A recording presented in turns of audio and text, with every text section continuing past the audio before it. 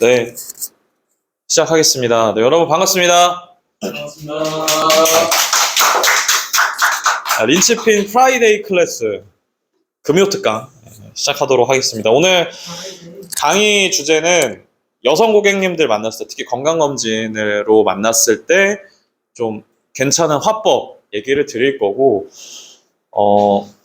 뭐 서두에 앞서서 좀 이런 얘기를 드리고 싶어요. 저는 보험 일을 하니까 여자분들에 대해서 관심을 가지게 됐죠. 보험 쪽으로. 좀 말이 이상한가요? 여자한테 관심 가졌다고 하니까. 결혼을 하고 나니까 좀 더 자세히 알게 된 것도, 모르는 걸 알게 된 것도 생겼고, 그런 부분이 있어서, 제가 대학생 때, 학부생 때 이제 교양 수업을 듣는데, 사회학과 교수님이 이제 여성학 강의를 해 주셨었어요. 한 학기 동안 강의를 들었는데, 뭐 지금으로 치면은 그분도 이제 페미니스트가 될 수도 있고, 뭐 아닐 수도 있겠지만, 뭐 그때 당시에는 뭐 페미니즘에 관련된 그런 학문적인 그런 정의가 있었던 적도 아니고, 여성학 강의를 들었었는데, 그 교수님이 그런 말씀을 하시더라고요.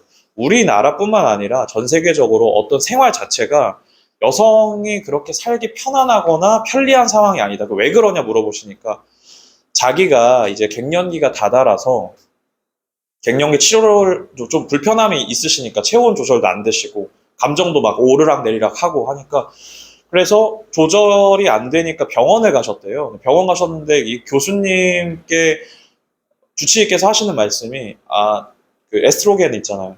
여성 호르몬 처방해 드릴 테니까 드셔보시라고, 맞아보시라고. 근데 그게 어디서 추출을 한 거냐? 콩에서 추출한 거거든요. 콩에서. 네. 근데 이제 여성 호르몬 콩에서 추출한 걸 맞으시면은 그 증상은 완화될 수가 있다고 하더라고요.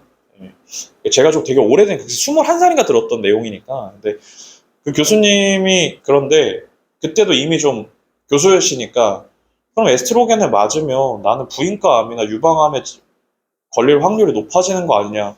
그거 감안하시고 맞는 거라고 얘기를 들었다고 하더라고요. 그러니까 되게 무책임하거나, 여성분들이 생각보다 우리나라뿐만 아니라 전 세계적으로 일상생활을 하면서, 뭐 남자도 그렇게 따지면 남녀 차별 같지만 여성분들한테 만났을 때는 여성분 얘기만 하면 되잖아요. 그렇죠, 우리는.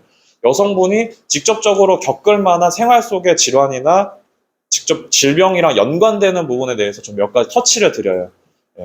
주부의 입장 혹은 여자의 입장, 자, 여성분들만 겪을 수 있는 일에 대해서 몇 가지 말씀을 드려볼게요. 보통은 암이 제일 많습니다. 첫 번째, 여자로 태어났으면 특별히 질병이나 문제가 있지 않은 이상, 문제라고 표현하는 건 좀 약간 어폐가 있지만, 여성은 보통 이제 사춘기에서 2차 성징이 들어가게 되면 월경을 시작을 하게 됩니다. 네, 월경을 시작을 하는데, 우리나라 부인과 암의 발병률이 과거보다 현재가 지금 올라가고 있어요. 올라가고 있는 원인은 무엇일까요? 환경이 오염돼서? 초경이 빨라져서? 그렇죠. 네, 제가 드리고 싶은 말씀 정답 벌써 나왔어요. 자, 여러분 보세요. 왜 암 발견 많이 되죠? 건강검진의 수검률이 높아졌잖아요. 옛날에는 돌아가시기 직전에, 아니 이상해, 우리 아빠가 갑자기 각혈을 하셔, 피토를 하셔, 문제가 없으신데 변을 못 넣으셔. 알고 보니까 뭐 장폐색이, 뭐 암이 이만큼 돼가지고 이미 몸의 기능이 다 빠져서, 그때 그 정도나 돼야지 건강검진 받는 경우가 많았단 말이에요. 국가건강검진 뭐 있습니까? 뭐 없습니다. 그냥 뭐 문진표 작성하고요, PET 찍어보고요, 그게 다예요. 그러니까 우리가 건강검진 받아야 되는 부분이 있잖아요. 건강검진의 수검률이 올라가다 보니까 질병의 발견이 올라가고, 그래서 암 발견률이 올라간 것도 사실인데, 여성분들이 여성 부인과 암의 발병률이 올라갔습니다. 첫 번째, 초경이 빨라져서입니다. 두 번째 뭐냐? 출산이 늦어졌기 때문입니다. 우리가 여성암의 먹이, 여성암이 키워지는 거, 유방암의 종양이 커지고 자라는 거에 가장 대표적인 원인이 뭐죠? 여성 호르몬이죠. 네. 여성 호르몬은 유방을 발달하게 하고, 이제 임신을 할 수 있도록 몸에 이제 변화를 주는 호르몬의 역할을 하지 않습니까? 그죠? 그런데 초경이 빨라진 정도가 아니에요. 초등학교 저학년도, 너무 빠른 애들은 저학년도 월경을 시작을 해요. 자, 반대로, 그러면은 요즘 평균 결혼 나이가 어떻게 되는지 아세요? 30대. 넘어갑니다. 넘어갑니다. 출산 요즘 노산도 많습니다. 노산은 기준이 어떻게 되죠? 신체 나이 33살이 넘어가면 노산입니다.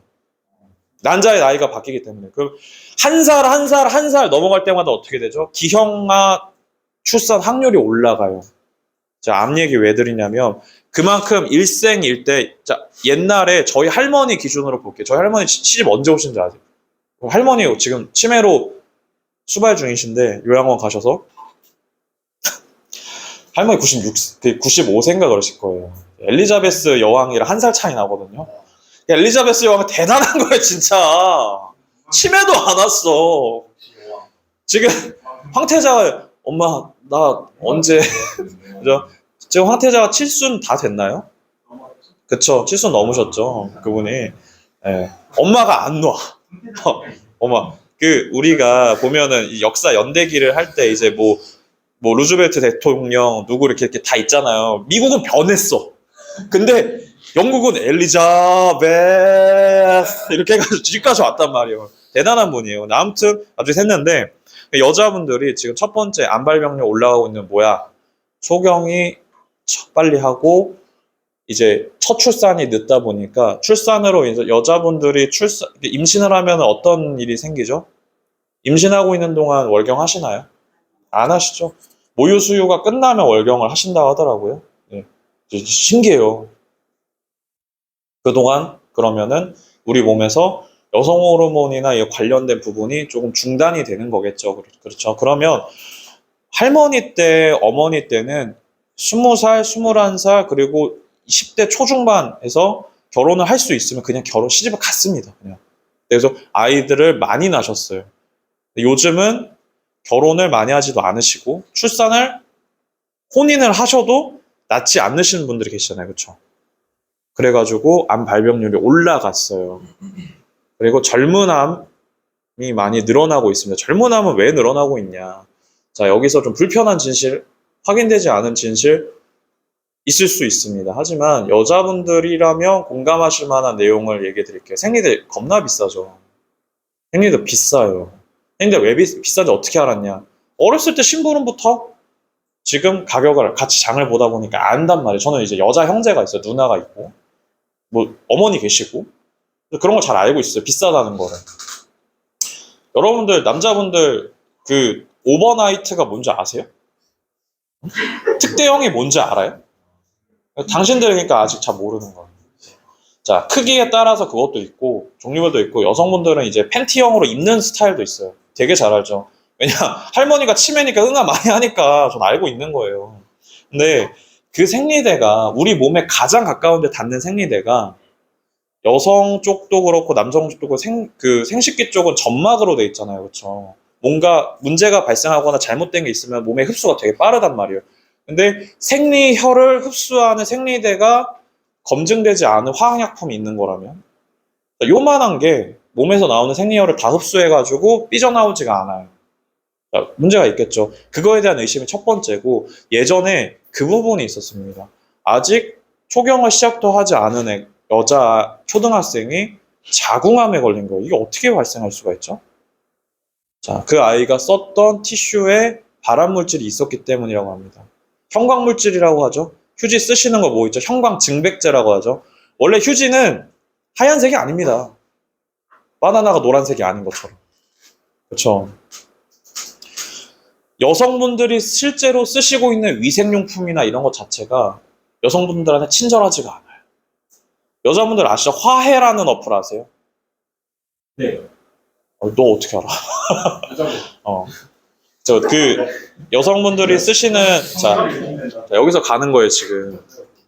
자, 왜 그러냐? 여성분들한테 몸에 직접적으로 닿는 것 자체가 암의 발병을 부추기고 있다. 자, 그럼 반대로 이 값도 비싸고 그래서 여성분들 친환경 생리대 쓰시죠?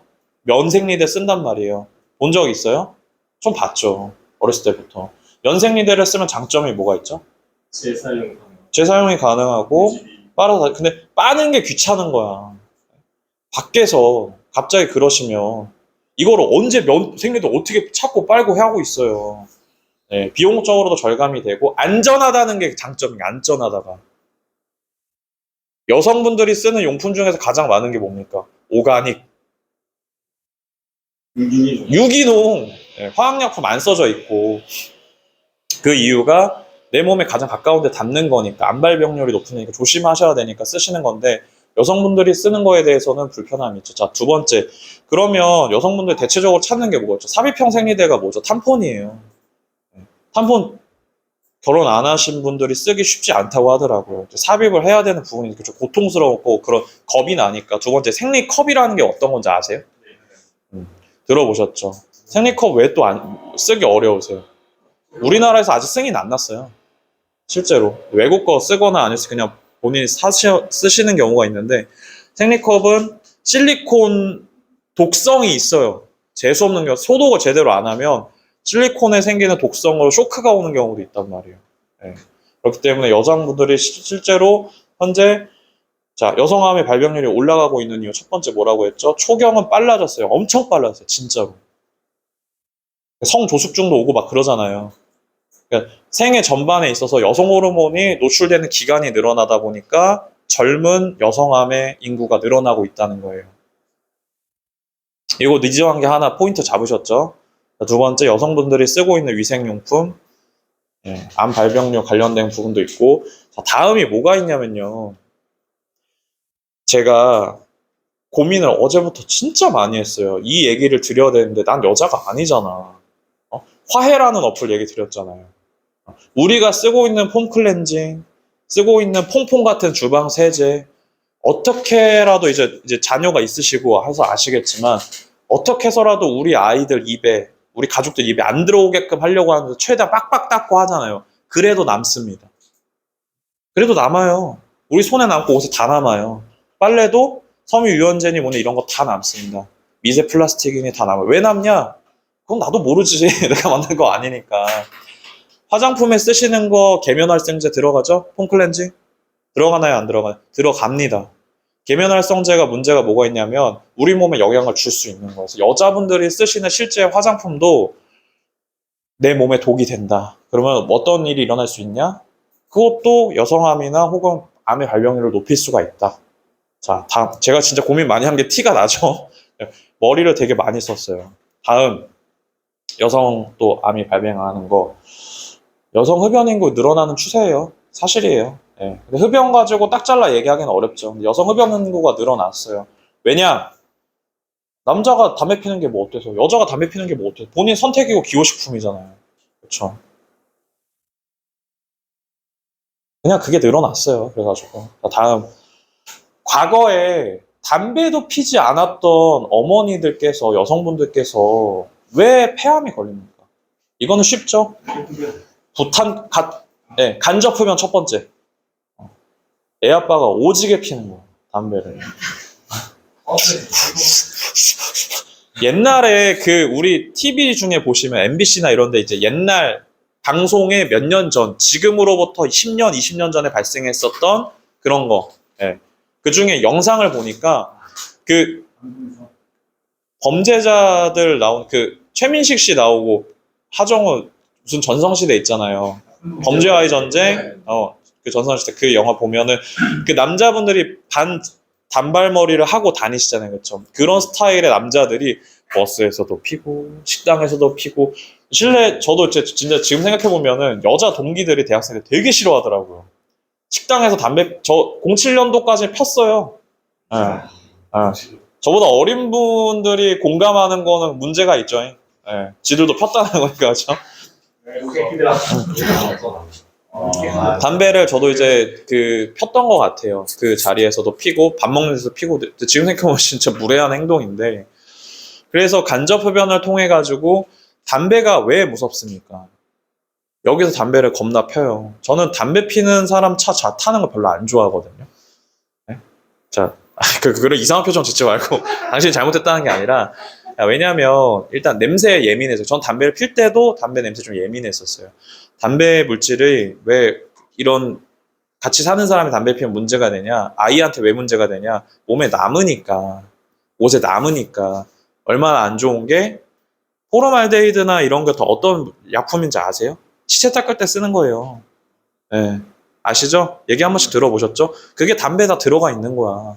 그럼 걔가 담배 들어간 거를 폈다고 죽지는 않아. 그러면 담배 피는 사람 옆에 지나가다가 이러고 죽는 거잖아요. 안 그렇단 말이에요. 죽지는 않아요. 그러면 담배 핀다! 이러고 다녀야 되는 거 아니잖아요. 그럼 나약한 자식.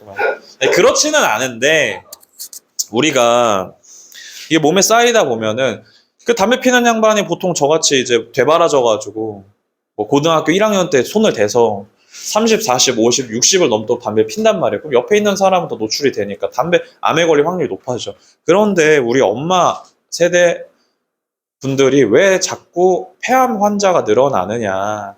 첫 번째, 부탄가스하고 LPG 가스가 그렇게 안 좋답니다. 그렇게 안 좋대요. 인덕션으로들 많이 바꾸시는데 인덕션을 사용할 수 없는 사용 환경이 있어요. 업장이 있어요. 그렇죠? 식당. 인덕션으로 언제 기다려요? 인덕션 화구 보셨어요? 제 엉덩이 한쪽보다 작아요. 네. 진짜예요. 인덕션이 일정 용기에 참 나 주부 같네. 네. 몇 가지 그 금속 소재에서는 되게 빨리 끄는데 대형 업장에서는 그걸 한 번에 처리할 수 없으니까 아직도 화구로 큰 거를 쓰잖아요. 근데 이제 그거 다 담배를 피는 것만큼 몸에 안 좋다고 합니다. 그러니까 늘어나고 뭐 담배를 많이 펴서 늘어나는 건 어쩔 수가 없고. 다음 여성분들 이제 얘기를 지금 방금 드렸는데 그 예시를 드려가지고 설명을 좀 드려볼게요. 최근에 이제 엊그저께 만났던 여자분이 이제 검진 고객으로 만났는데 농협 가성비굿 건강보험 플러스 DB 손보에 실손을 가입을 하셨어요. DB 손보에 실손을 가입했다는 소리는 뭐예요? 단독으로 인수가 되니까 그쪽에서 한 작년까지만 해도 DB에서 실손 단독으로 인수 잘 됐었잖아요. 그렇죠? 그분이 딱 3세대에서 4세대 넘어가기 전에 3세대에서 단독으로 하나 가입하셨던 분이더라고요. 농협 가성비고 건강보험까지 가입이 잘 돼 있는 거예요. 할 말이 없는 거 갑자기 말문이 탁 막히더라고요. 젠장. 여기서 포기해야 하는 것인가? 들여다보니까 표적 항암 치료가 없네. 오케이, 됐다. 풀어내자. 시작을 했어요. 아까 말씀드린 것처럼 이제 여성분들의 암 발병률이 올라가는 이유는 뭐 초경이 빨라져서 그렇고 그런 것도 아시더라고요. 여성분들 다 아세요. 웬만한 거는 다 아시는데 그 다음으로 터치한 게 뭐냐면 우리 표적 항암 치료랑 면역 항암 치료 이거 여자분들한테 잘 먹히는 이유가 뭘까요? 그렇죠. 유방암이 잘 먹히죠. 유방암이 왜 잘 먹힐까요? 자, 유방암 치료에는 종류가 되게 많고 그래서 여기서 표적 항암이랑 면역 항암 치료에 대한 좀 이해가 필요합니다. 이거는 어떤 게 해당이 됩니까? 호르몬 치료 해당 안 됩니다. 특약을 따로 넣지 않는 이상. 네. 관련해서 저희 그거 있잖아요. 임상약 안 되잖아요. 네. 심평원에서 통과돼야 된 약이랑 네. 몇 가지 의사가 이거를 치료로 목적으로 해가지고 오케이 해야지 쓸 수 있는 거지. 유방암 이기십니다. 표적 항암 되죠? 안 되잖아요. 이게 안 되잖아요. 그렇죠? 내가 쓰고 싶다고 해서 쓸 수 있는 게 아니고 병기하고 암세포의 종류에 따라서 쓸 수 있냐 없냐도 있습니다. 똑같은 암인 줄 알았거든요. 암의 형태와 종류가 다 다르다고 하더라고요. 잘 들여다보면 암이 뾰족뾰족한 애가 있고 순한 애가 있고 종류가 다 다르다고 합니다. 여기서 맞는 암만 쓸 수가 있고 여성분들이 이제 여성 유방암 환우 이런 모임의 카페가 있어요. 네이버나 이런 데 들어가 보시면 나오는데요. 거기에는 어떤 주사 맞고 있습니다. 이번에 제발 좀 잘 드려야 될 텐데 되게 슬퍼요. 그런 거 보고 있으면. 그렇죠? 요즘 제가 아까 젊은 암 얘기했는데 유튜브가 진짜 장점도 있고 단점도 있는 것 같아요. 저 진짜 한번 여자분이 업로드가 계속 되다가 안 되는 거예요. 갑자기. 아이 엄마예요. 인스타에도 올리세요. 그러니까 만화를 올리는 분이에요. 제가 그걸 보고 진짜 보통 화장실에서 응하면서 이제 인스타 보잖아요. 올리다가 도저히 눈물이 맺히는 거예요. 약간 왜 이런 얘기를 제가 왜 하고 있죠? 네. 원래 좀 의식의 흐름대로 가끔 좀 넘어가는 경우가 있어서. 근데 보니까 결국 처음부터 표적 항암을 하진 않으세요. 가급적이면 좀 좋은 방법을 찾거나 수술 안 하려고 하고 고생들을 하세요. 고생들을 이렇게 하다가 마지막 종착역에 이제 4기, 3기 정도 이제로 알게 되셔서 표적 항암이랑 면역 항암을 그때 쓰려면 첫 번째 문제가 뭐냐? 경제적인 문제가 발생을 해요. 비싼 게 아니라 저 뭐 교육 중에 죄송한데 진짜 졸라 비싸요, 진짜. 가슴에 있는 암 치료하겠다고 차 한 대 값이 그냥 한 달에 깨지는 거예요, 다. 근데 우리가 좋은 보험이 있는데도 불구하고 추가를 안 해도 된대. 여성분이야. 유방암의 발병률이 올라가고 있어.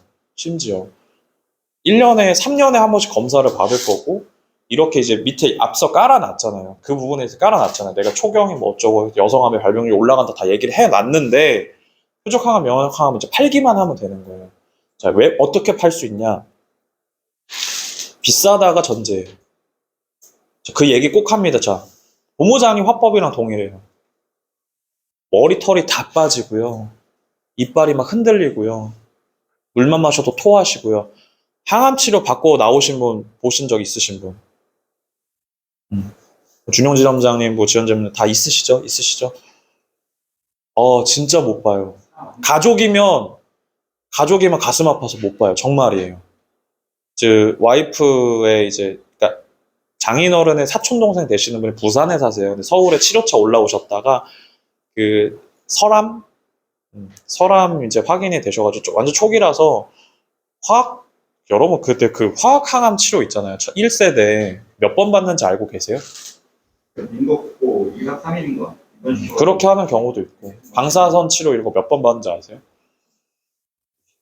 그냥 수십 번 받아요, 진짜로. 예. 오지게 받아요, 오지게.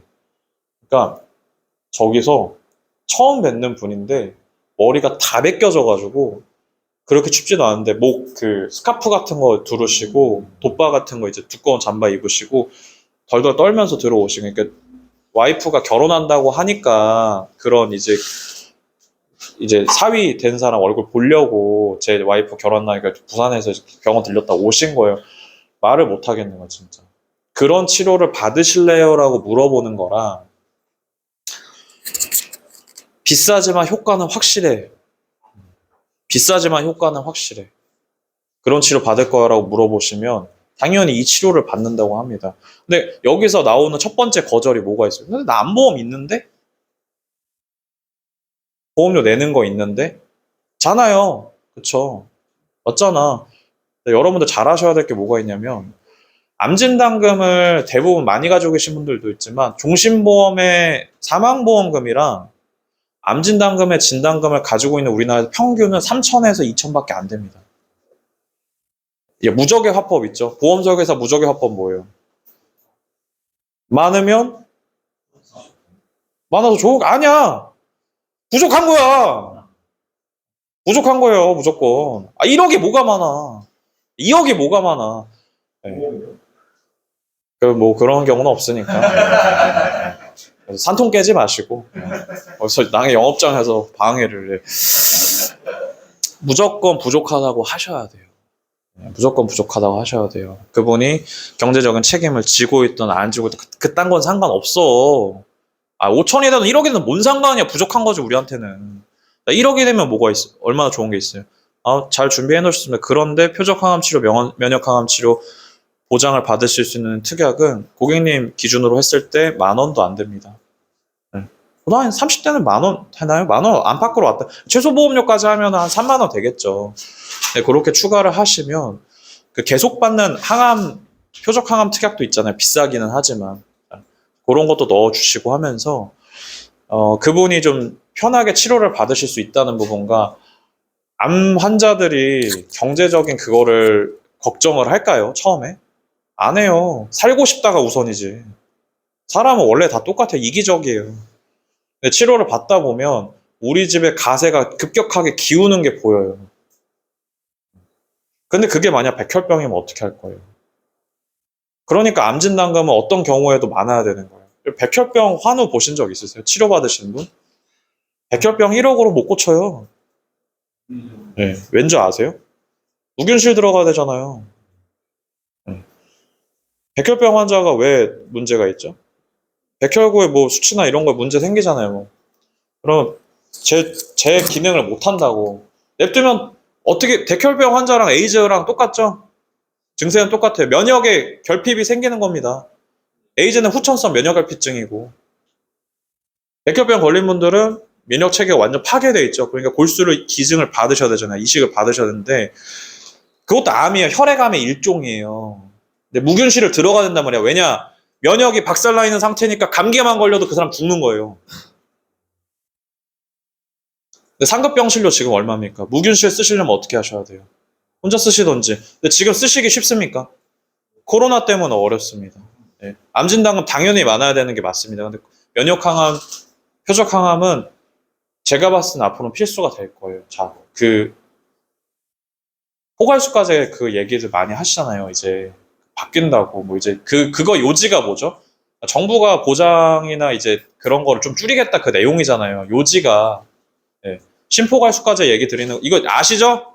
신포괄수까지 모르시는 분 손 드세요. 솔직하게 말씀하세요. 괜찮아요. 설명해 주셔야 돼요. 예, 신포괄수까지가 뭐냐면 자 지금은 암 치료를 받고 계신 분들한테 국가에서 어느 정도 지원을 해주고 있어요. 산정특례 제도와 함께. 근데 이게 딥하게 들어가면 우리나라의 의료가 수가제로 돼 있고 뭐 포괄수가제로 돼 있고 이런 설명이 필요한데 이건 아니야. 안 할게요. 그냥 요지만 말씀드리면 표적 항암이나 면역 항암 치료 중에서 국가 지원이 되고 있는 애들이 있어요. 근데 그런 거를 보장을 줄인다는 거예요. 그게 암 환자한테 뭐예요? 죽으란 소리예요, 그냥. 근데 어떻게 안 줄여요?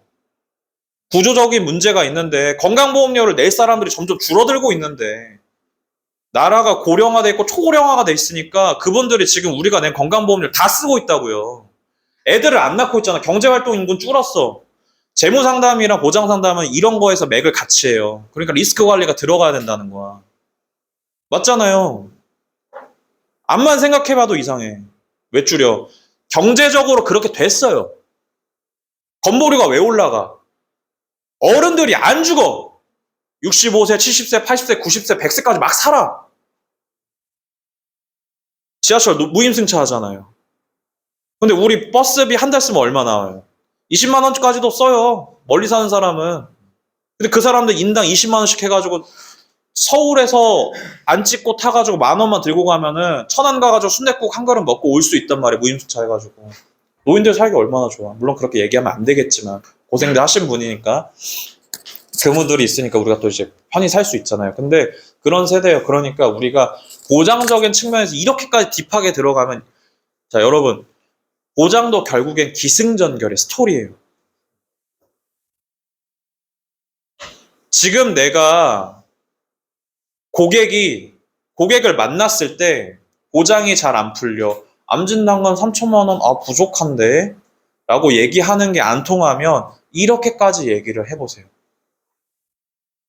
암 환자가 3천만 원밖에 보장을 못 받았을 때 생길 수 있는 일, 경제적인 환경, 지금 구조한테 얘기를 해주시고, 그렇게 해주시면 고객은 어느 정도 이제 오픈 마인드가 되고 이제 보장에 대해서 다시 점검을 해드릴 필요가 있어요. 이렇게까지 얘기를 드리잖아요. 그러면 자 고객님 그러면 지금 이 상태에서 건강검진을 받으시게 됐을 때 다음 문제가 문제가 어떤 문제가 생길까요? 네 맞습니다. 저 건강검진표 이렇게 보여드리면서 말씀드리고 엊그저께 상담도 그렇게 했어요.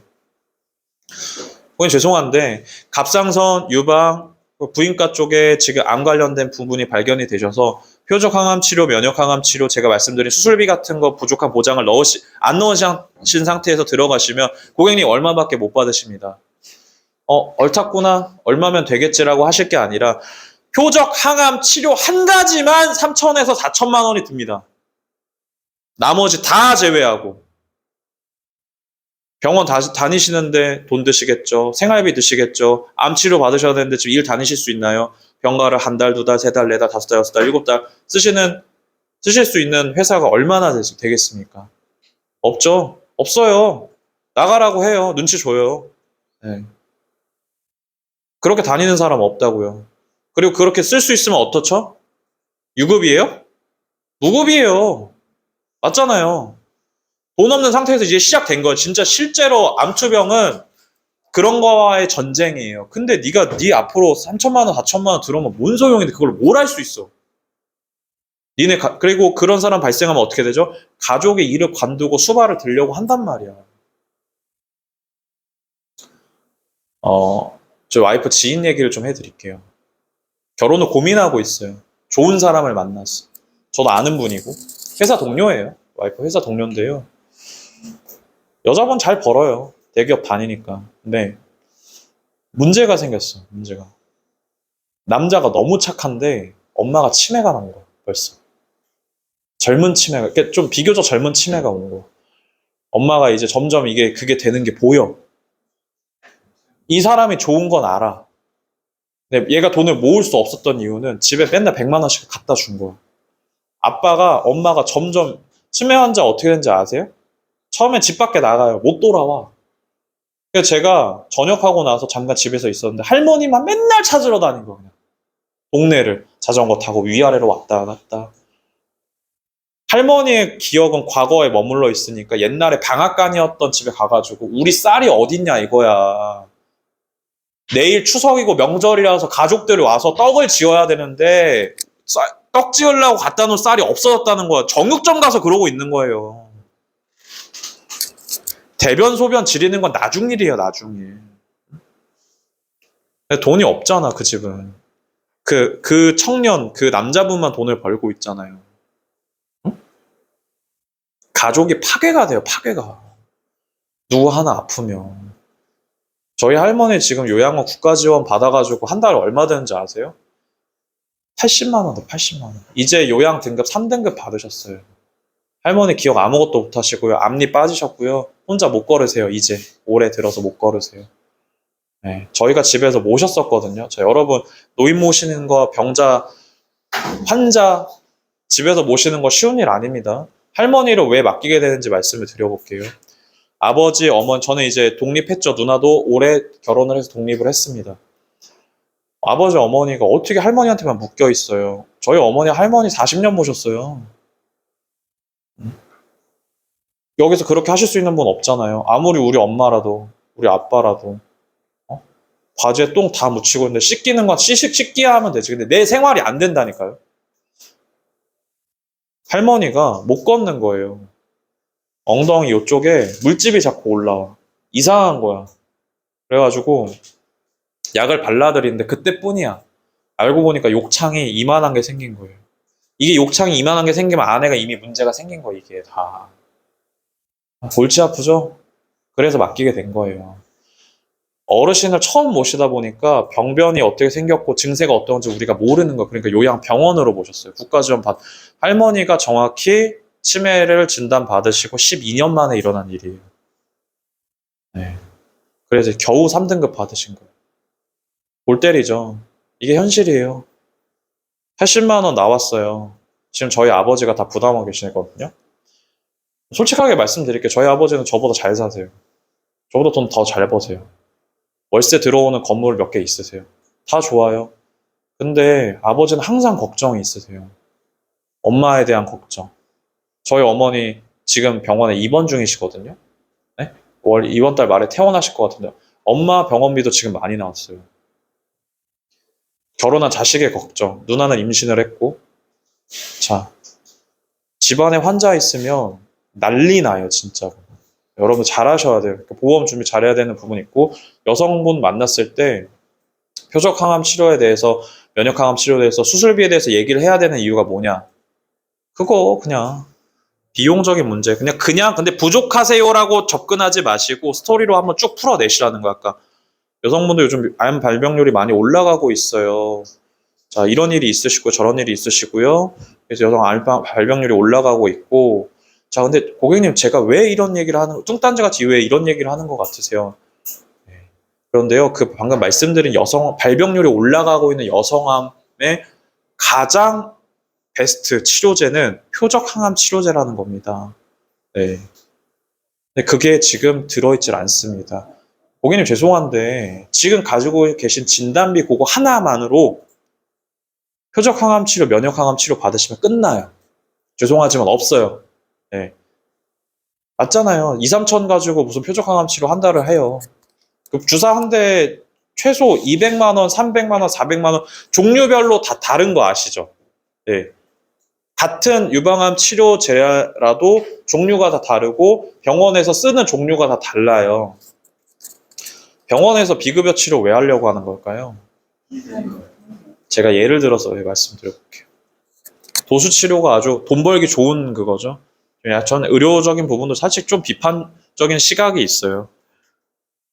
고객님 한 분이 이제 계약을 받았는데 담낭에 이제 염증이 생겨가지고 막힌 거예요. 담낭 담관이. 수술을 하셔야 돼요. 방법이 두 가지가 있어요. 담낭 이 내시경 하, 복강경 통해 가지고 제거하는 방법이 있고, 두 번째가 다빈치 로봇 수술이 있어요. 다빈치 로봇 수술 얼마 드는지 아세요? 1,400 들어, 1,400. 아주대학교 병원에서 하는 걸 그렇게 들으면. 근데 그분 기초생활수급 대상자가 실비가 없어요. 보니까 한 250에 퉁칠 수 있는 복강경 수술이 있더라고요. 근데 얘기 안 한 거야. 제가 너무 궁금해서 인터넷 좀 검색해봤어요. 똑같대! 복강경은. 갑상선 암 수술은 다빈치 로봇 수술 권해드리는데 안 한대요. 그러니까 병원에서 돈 벌어야 돼요. 그러니까 권해요. 근데 실제로 근데 좋은 치료도 있고. 그래서 좀 이야기가 샜는데, 아무튼 고객님한테 그렇게 얘기를 드리니까 이제서야 좀 무장이 해제가 되시더라고요. 네. 여성분들은 공감 포인트, 남자분들 잘 들으셔야 돼요. 네? 너 암 많이 걸려. 근데 암 3천만 원밖에 없어. 자, 이렇게 얘기하면 그분 계약 안 하십니다. 간혹 가다가 이성적으로 얘기를 했을 때 들으시는 고객님은 그분의 사고 방식이 이성적이기 때문에, 합리적이기 때문에 그러신데, 여성분들은 다 마음 안에 소녀가 하나씩 다 있어요. 소녀밖에 없는 분도 계시고, 제가 저번에 이제 신입 강의 할 때 말씀드렸어요. 친한 분의 어머니세요. 삼성생명의 올 갱신 특약만 가지고 있는 보험을 해지를 안 하시는 거예요.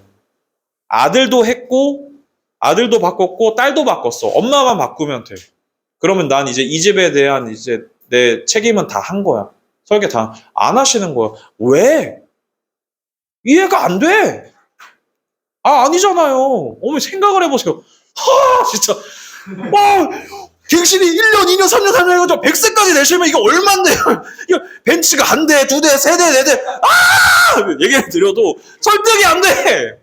너무 화가 나는 거예요. 그래서 야, 이거 어디까지 얘기해야 되나? 제가 얼굴 뻘개져가지고 씩씩거리고 있으니까 아드님, 따님 다 나가거든. 전화가 나중에 오더라고.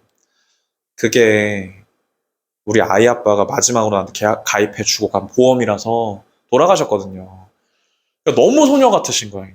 마음이. 좀 비싸도, 그러니까 지금 이렇게 막 알 수 없는, 이해 못하겠다는 표정을 짓는 분들은 이성적인 분들이에요. 무슨 내가 고인을 능욕했어? 뭐? 보험 해지하면 뭐 무슨 석고대죄 해야 될 일도 아니죠. 근데 그런 분들 계세요, 진짜로. 이해를 못해. 근데 여성분들은요, 그 터치는 있어야 돼요. 제가 뭐 제비같이 생기진 않았잖아요. 근데 그 아주머니들을 저를 되게 좋아하세요. 이유는 모르겠어요. 뭔 소리예요? 말이 되는 소리를 하세요. 저는 얼굴 영업을 못 하고 있어요. 왜냐하면 약간 믿음직한 타입으로 그 주부의 공감을 이끌어내는 이상한 게 있나 봐요. 주부들이 저를 좀 좋아하세요. 좀 주부같이 생겼나? 아무튼 그런 공간 포인트가 좀 있으면 좋겠어요. 암은 좀 그런 쪽으로 해주시면 좋겠고, 생활 공간에 있어서 여성분들의 공감을 끌어낼 수 있는 포인트가 되게 중요합니다. 몇 시죠 지금? 47분. 이렇게 떠들었는데 47분밖에 안 됐나요? 네, 한 3분, 한 5분 정도 더 떠들고 10분 쉬었다가 두 번째 시간 좀 하겠습니다. 저는 오래 말하는 거 별로 안 좋아합니다. 다음은 제가 요거 강의를 준비를 하면서 머리털이 진짜 막 머리가 터질 것 같더라고요. 머리가 터질 것 같아요. 건강검진 관련해서도 좀 그렇고. 이게 저번에 한번 했었던 얘기인데, 저는 건강검진에 요즘 꽂혀 있어요, 사실. 그거로 좀 끝장을 보고 싶어서 하고 있는데요. 건강검진 수검 항목에 따라서 질병이 어떤 게 발생할 수 있고, 거기에 대해서 좀 터치를 하는 게 어떤 게 좋을까에 대한 고민이 생기다 보니까, 질문은 다 그런 식으로 하게 됩니다. 그래서 지금은 잠깐, 건강검진 수검 관련해서 얘기 좀 드려볼게요. 자, 첫 번째는 혈액 검사를 저희가 하지 않습니까? 그렇죠? 소변 검사를 이거 들어보신 분 계시니까 들어보신 분들 잠깐 조으세요. 네. 혈액 있고요, 소변 있고요, 그쵸? 또 뭐가 있죠? 뭐 심전도도 있을 겁니다, 그쵸? 또 뭐가 있을까요? 아, 저 혈압 있죠? 중요한 거 까먹었거든요. 혈압. 네. 네, 이제 이거를 했으면 보통은 이제 내시경을 할 거고요. 여기서 이제 초음파를 하실 겁니다. 이제. 보통은 여기서 끝나죠, 그쵸? 네. 기본 검사 항목은 여기서 끝나지 않나요? 우리가 뭐 항목이 되게 많다고 얘기는 하는데, 그거는 이게 많은 거예요, 그냥. 네. 이 세부 항목이 뭐 50개가 된다, 뭐 이제 몇십 개가 된다. 이거는 당연하죠. 왜냐면은 이제 소변 검사, STP 검사 같은 거는 성병 검사하는 거 뭐 10가지 이런 항목이고, 혈액상에서 나오는 거, 혈압 뭐 이런 거 나오는 거, 뭐 쭉 한번 얘기해 보겠습니다. 우리가 혈압 검사를 통해서 알 수 있는 게 뭐가 있습니까? 그쵸. 고저 있죠. 네.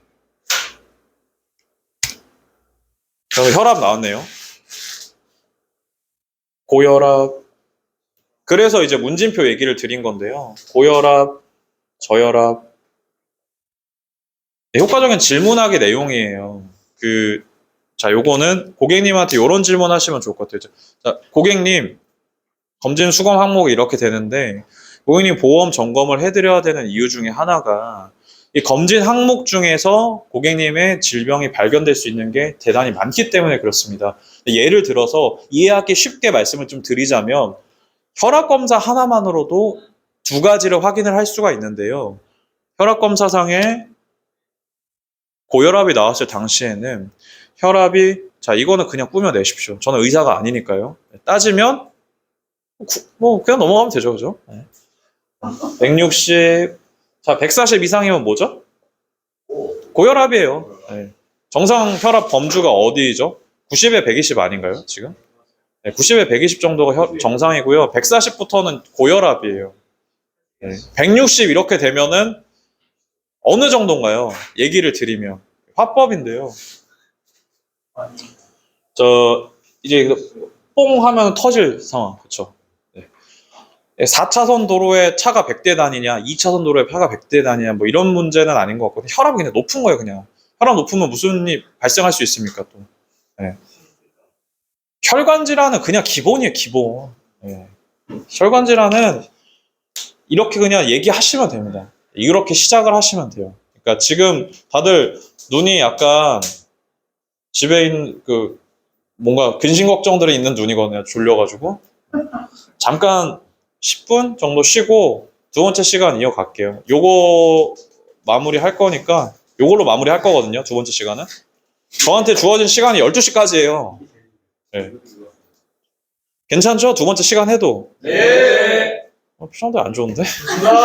네, 두 번째 시간 이어가겠습니다. 10분 쉬겠습니다. 녹화되고 있죠? 네네. 자, 여러분, 잘 쉬었나요? 네. 앞에서 한 다음 주쯤 될 것 같습니다. 뭐, 마저 얘기를 좀 해볼게요. 검사상으로 확인될 수 있는 내용. 첫 번째, 혈압.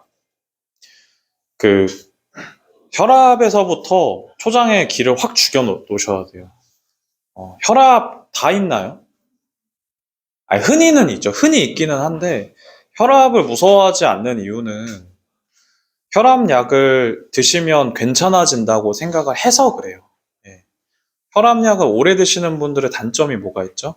한번이라도 넘어가면 그것도 그렇고, 네. 혈관 약간이 떨어지나? 약효가 떨어진다. 네. 혈압약을 오래 드신 분의 단점이 뭐가 있죠? 피가 잘 안 멎어요. 혈압약 많이 오래 드신 분들은. 네. 고혈압제로 상관없어요?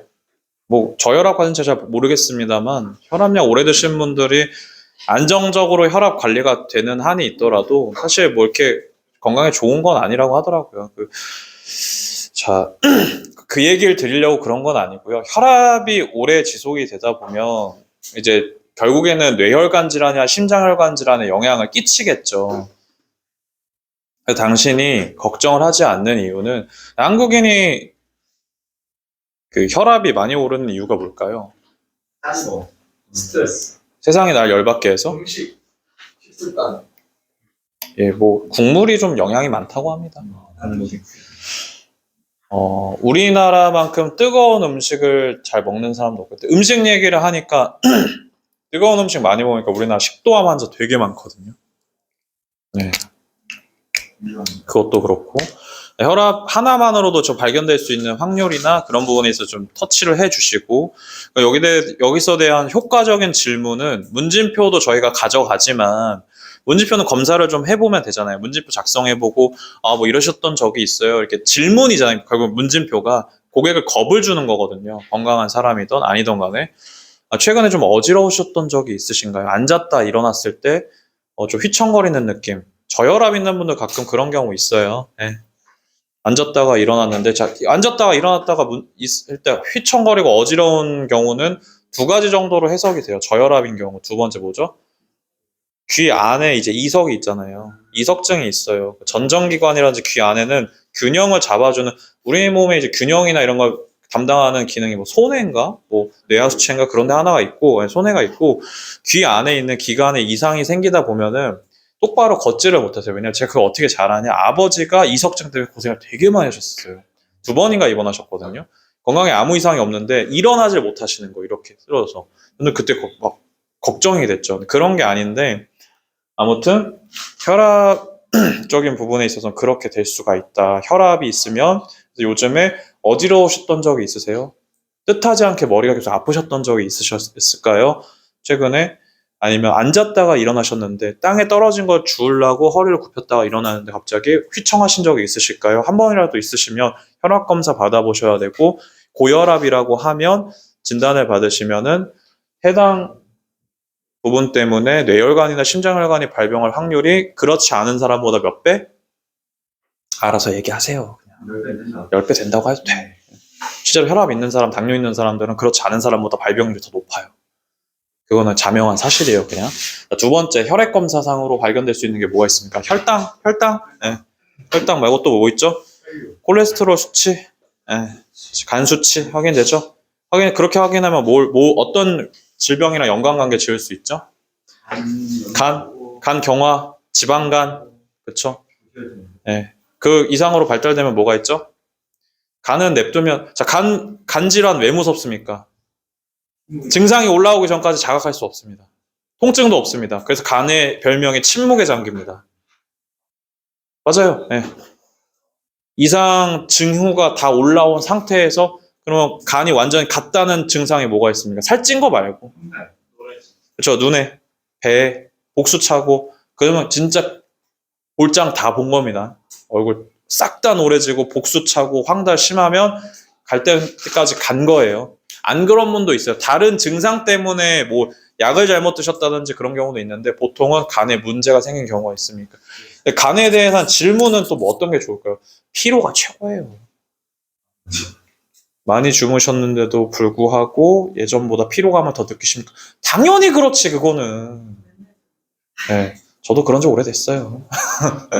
네. 저 술 좋아해요. 근데 술을 이제는 맨날은 못 먹지. 와이프한테 혼나지 죽지. 근데 와이프도 술 좋아하는데 좀 서로 좀 자제하기로 해서, 그러면 이제 그 부분에 있어서 벌써 간 문제 나왔고, 간은 건강의 척도가 되잖아요. 그렇죠? 간 하나만으로도. 그러면 보험적인 면으로는 또 어떻게 가면 좋을까요? 간암 이런 거 있잖아요. 암 진단비. 간으로 발생할 수 있는 질환이 뭐가 있어요? 암. 그렇죠. 그리고 간염된 질문도 좋아요. 과거에 B형 간염, A형 간염, C형 간염 진단을 받으셨던 적이 있습니까? 간염의 보균자 혹은 간염의 기왕력이 있던 분들은 그렇지 않은 분들보다 간암에 걸릴 확률이 대단히 높고, 옛날에는 좀 어이없는 경우 있죠. 민물고기에서 간 디스토마, 흡충으로 인해서 간암 걸리는 경우도 많았어요.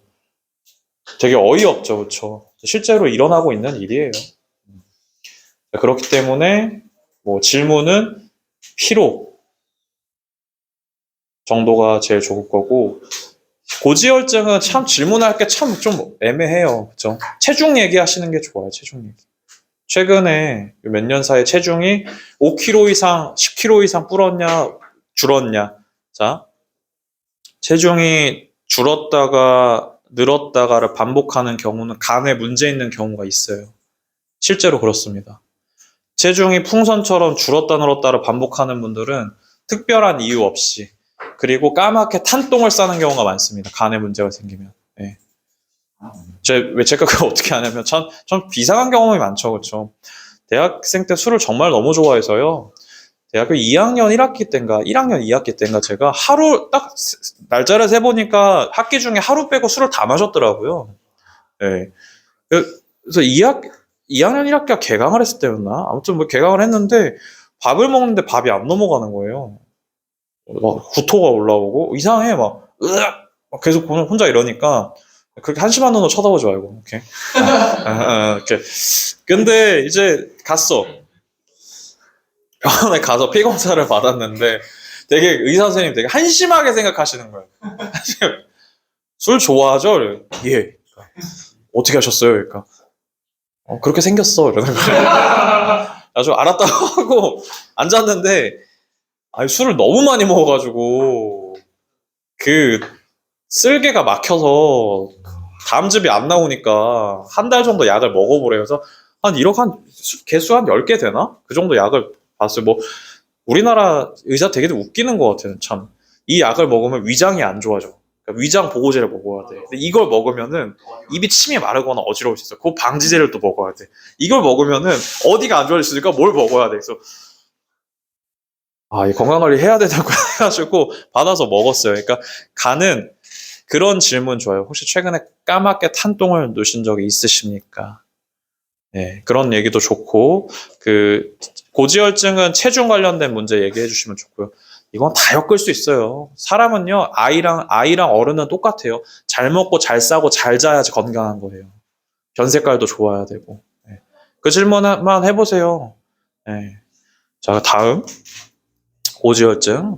고지혈증은 체중 늘어나고 이런 거 얘기 드리면서, 자, 여러분들 고지혈증 왜 무섭죠? 네. 개그우먼 김신영 씨가, 희극인 김신영 씨가 살을 빼게 된 계기가 어떻게 된지 아세요? 네. 이거 다 되게 니즈한교 그런데요. 그분이 예전에 우차사에서 개그맨 김태현 씨랑 둘이서 같이 코너를 했어요. 행님하라고 강호동 씨를 패러디했던 그게 있어요. 이거 볼 떠는 거 있잖아요. 이거 있잖아요. 요거를 했었는데 김신영 씨가 그때 밥을 정말 잘 먹었대요. 과하다 싶을 정도로. 먹다가 자기가 그런 생각이 들었대요. 먹었다 죽을 수도 있겠다.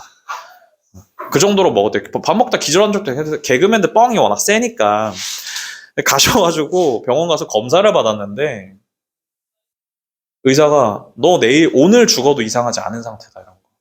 혈관에 기름이 둥둥 떠다니는 상태라는 거. 그게 고지혈증이에요, 그게. 정확히 따지면은 HDL, LDL 그런 혈중 콜레스테롤 수치나 이런 거를 재고해야 이제 이게 중성지방이나 이런 게 콜레스테롤 수치가 조절이 안 돼서 약을 드셔야 되는 게 고지혈증이긴 한데, 고지혈증이 있는 분들은 대부분 간도 안 좋으세요. 지방간도 다 끼고 계세요. 그러니까 우리 몸은 정말 이 도미노 같아서요. 하나가 넘어지면 다 그냥 쓰러지고, 그렇게 망가진 거는 돌이켜서 건강을 회복하기가 되게 어려워요. 유일하게 회복이 또 안 되는 장기 중에 하나가 간이에요. 이식받는 장기들은 한번 나빠지면 다시 좋아지기 어렵다 생각하시면 돼요. 네. 자, 여기까지 왔으니까 이 다음 질문은 이제 혈액을 했으니까 소변으로 갑시다. 소변으로 가장 좀 함독이 가능한 색상이나 거품, 단백뇨나 이런 거 있으면 우리가 어른들이 민간요법으로 얘기하잖아요. 당이 있는 분들은 개미들 있는 데다가 소변을 넣으시면 개미가 꼬인다고 하잖아요. 소변이 달아가지고. 당뇨가 어떤 질병이죠? 우리가 혈당이 높아서라고 하잖아요. 그렇죠? 네. 근데 우리가 밥을 먹으면요. 정상인 사람들은 혈당이 이 정도에서 더 안 올라가요. 네. 당뇨가 있는 분들, 이 간식을 먹으면 안 되는데, 저도 이제 가끔 끼니를 놓치면, 제가 너무 맛있는 걸 막, 처져 있다가 저거 먹으면 쫙 올라오면, 기분 좋아. 막 이렇게, 사람이 행복해지잖아요. 그쵸? 네, 약간, 더, 네, 그렇게 되는데 사람이, 더워요. 그래서 좀 틀게요. 날개를 좀 위로 올려주시면 될 것 같아요. 그거 하면.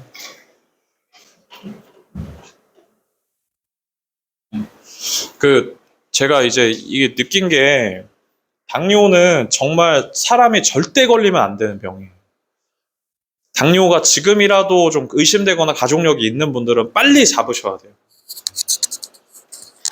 당뇨 하나로 인생이 진짜 피곤해져요. 자, 여러분 보세요. 남자분들 특히 주목하셔야 돼요. 자기가 허벅지가 가늘다, 자기 신체에 비해서.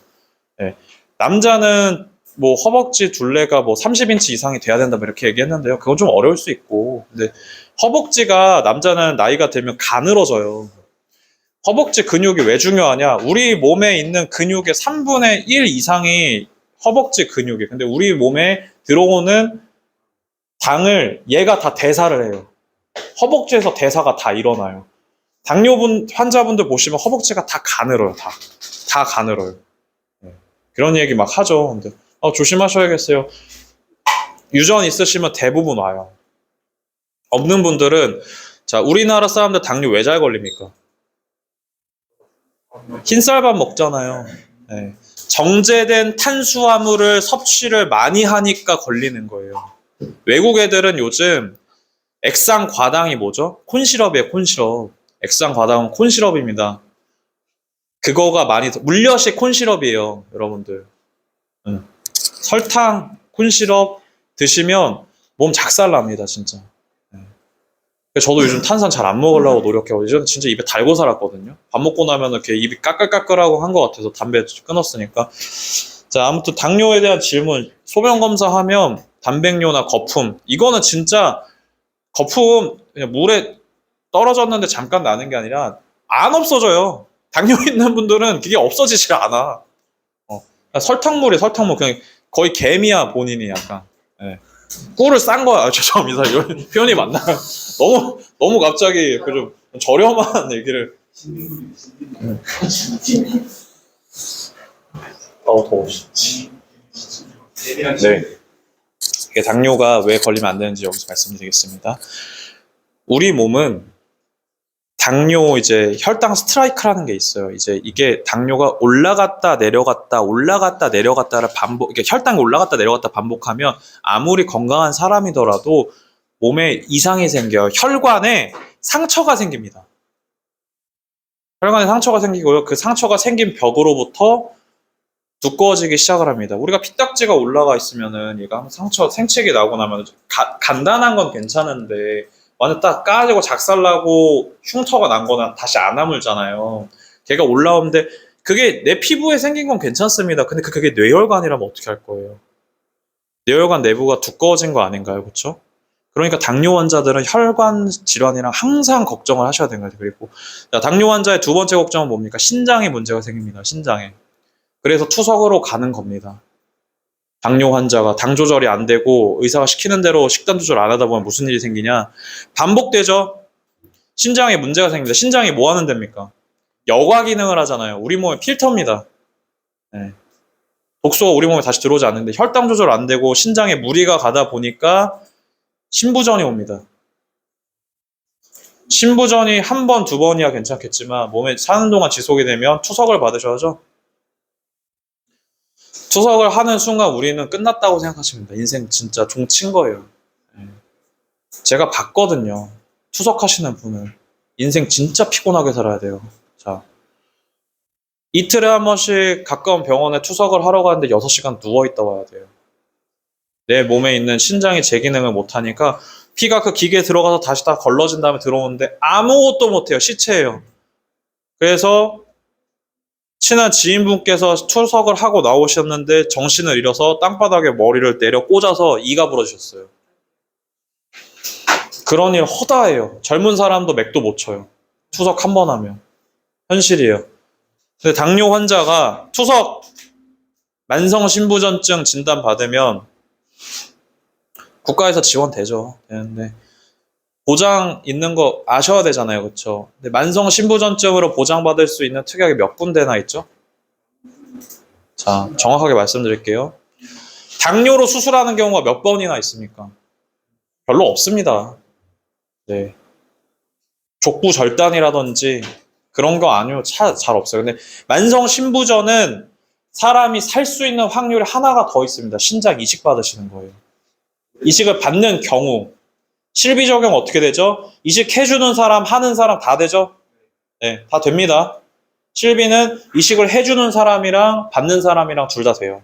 제가 선고해봤어요. 당뇨로 만성 신부전 와가지고 진단받았을 때 뭐 어디서 나와요? 첫 번째 CI, 지들 말로는 돼. 두 번째 GI, 지들 말로는 돼. 그 다음 손해보험사의 장기 이식 수술비 플러스 말씀 잘하셨어요. 신부전 상태가 됐을 때 진단비가 나오는 특약이 있지 않습니까? 근데 그게 비싼가요? 저렴해요. 저 이식 수술 하시면은 몇 종에서 수술비 나옵니까? 5종에서 나오죠. 그런데도 보장을 안 챙겨준다? 이게 없다? 자, 가족력으로 건드는 거죠. 당뇨는. 자, 소변을 놓으셨는데 색깔이라든지 혈뇨라든지 혈뇨를 넣으면 색깔이 아예 달라요. 자, 여러분들 아시죠? 군대 갔다 와 보신 분들. 저희 ROTC 동기들은 훈련을 겨울에, 여름에 가면은 사람을 반을 그냥 잡습니다. 닭 잡듯 잡습니다. 그래서 저희 동기 중에 한 명이 허벅지 근육이 녹는 일이 발생을 해서 그 친구가 허벅지 근육에 횡문 뭐 근육 용해증인가? 라는 게 있습니다. 피오 오줌을 놨어요. 그래서 퇴교당했어요. 네, 하도 얼차려를 많이 당해서. 그렇게 혈뇨를 넣거나 단백뇨를 넣거나 그런 문제가 생기면 그런 질문을 가지각색을 해드리면 돼요. 아니 안 그럴 수 있어. 멀쩡해. 근데 질문을 하죠. 흰쌀밥을 드시나요? 피곤하시면 단계 땡기시나요? 여러분들 이게 거짓말하는 건가요? 우리나라 실제로 현대사회에 사는 사람들은요. 10명 중에 3명 이상은 당뇨 위험에 처해 있어요. 우리나라 사람은 어쩔 수가 없어요. 왜냐하면 주식이 탄수화물이라서 그래요. 가공된 탄수화물을 먹는 사람들은 일본, 중국, 아시아계 다 당뇨 위험 있어요. 실제로 그래요. 근데 요즘 우리가 외식하면 어때요? 물엿이랑 다 단 거밖에 안 들어가 있어요. 백종원 씨가 그러잖아요. 설탕 막 붓잖아. 사람들이 나왔을 때 어떤 분이 그러시더라고. 음식이 맛없는 게 낫냐, 단 게 낫냐, 단 게 낫다는 거야. 그 집은 다 괜찮은데 음식이 좀 달아. 달면 욕 안 먹거든. 그리고 우리가 지금 사는 거 전반에 있어 당뇨 위험에 처해 있어요. 우린 실제로. 이런 질문 몇 가지만 던져보세요. 그러면 오씨 뭐야. 자, 소변 관련된 질문, 식사 습관에 관련된 질문 던지면서 당뇨의 위험과 당뇨가 걸렸을 때 최악의 단계가 만성신부전 단계까지 갈 수 있다. 그러면 우리가 이 상태가 됐을 때 당신의 보험에서 뭘 보장받을 수 있는가에 물어보시면 실제로 가족력까지 파고 들어가세요. 가족 중에 당뇨 있으신 분 있으세요? 대부분 나옵니다. 요즘은 많아졌어요. 실제로 많아졌어요. 어린 당뇨, 젊은 당뇨도 많습니다. 제 친구도 30살 되기 전에 당뇨가 벌써 왔더라고요. E형 당뇨가. 약 먹는 당뇨. 자, 이 질문 되게 효과적입니다. 다음으로 넘어가겠습니다. 심전도, 아이 단골이죠. 아, 너무 좋아. 제가 검사를 받았는데, 저 와이프랑 둘이 받았는데, 저는 정상. 와이프는 혈류가 살짝 역류하는 것 같은 소견이 있어서 3년 있다 검사 다시 받아보자고 하는 거예요. 심전도로 확인할 수 있는 게 뭐가 있습니까? 심장 초음파랑 심전도로 확인할 수 있는 거. 서맥, 빈맥, 부정맥. 사실 좀 어렵대요. 부정맥은 그날 하루 가지고 판단하기는 되게 어렵대요. 며칠간 입원해서 확인을 해야 되는 게 맞는데 우리는 얘기합시다. 서맥, 빈맥이라고 얘기합시다. 네. 서맥, 빈맥 하면은 부정맥이잖아요. 그쵸? 얘가 심장이 뛸 때가 아닌데 뛰어. 이상하네 이거. 실제로 그런데 제 부정맥 있는 친구랑 얘기를 해봤거든요. 애가 좀 눈이 뭐 이렇게 약간 그 마약한 애처럼 이렇게 이러고 있더라고. 그래서 저는 제가 어이가 없어가지고 야 미쳤냐? 그러니까 그리고 나 부정맥 아니 그건 제가 저 같은 운동 동아리 들었던 친구인데 지금 운동하기 싫으니까 선배들한테 맡기도 싫고 운동하기 싫으니까 거짓말했던 거 실제로 부정맥이 있는 친구더라고요. 근데 실제로 갑자기 이게 뛰면 안 되는 순간인데 뛰는 경우가 있나 봐요. 그래서 제가 그랬죠. 너는 이상한 생각해서 그렇다. 열받는 생각해서. 근데 아무튼 부정맥은 그런 문제가 있고요. 여자분들이 특히나 심장 쪽에 대해서 걱정을 많이 해주셔야 되는 게 뭐가 있냐면 남자랑 잠깐만요. 제가 건강검진센터 가가지고 선생님한테 들었던 얘기를 그대로 들어볼게요. 혈압약 드셔야 되는 경우 이제 고혈압, 혈압이랑 심장이랑 연결지어서 말하겠습니다. 왜 혈압약을 드셔야 되냐 이거예요.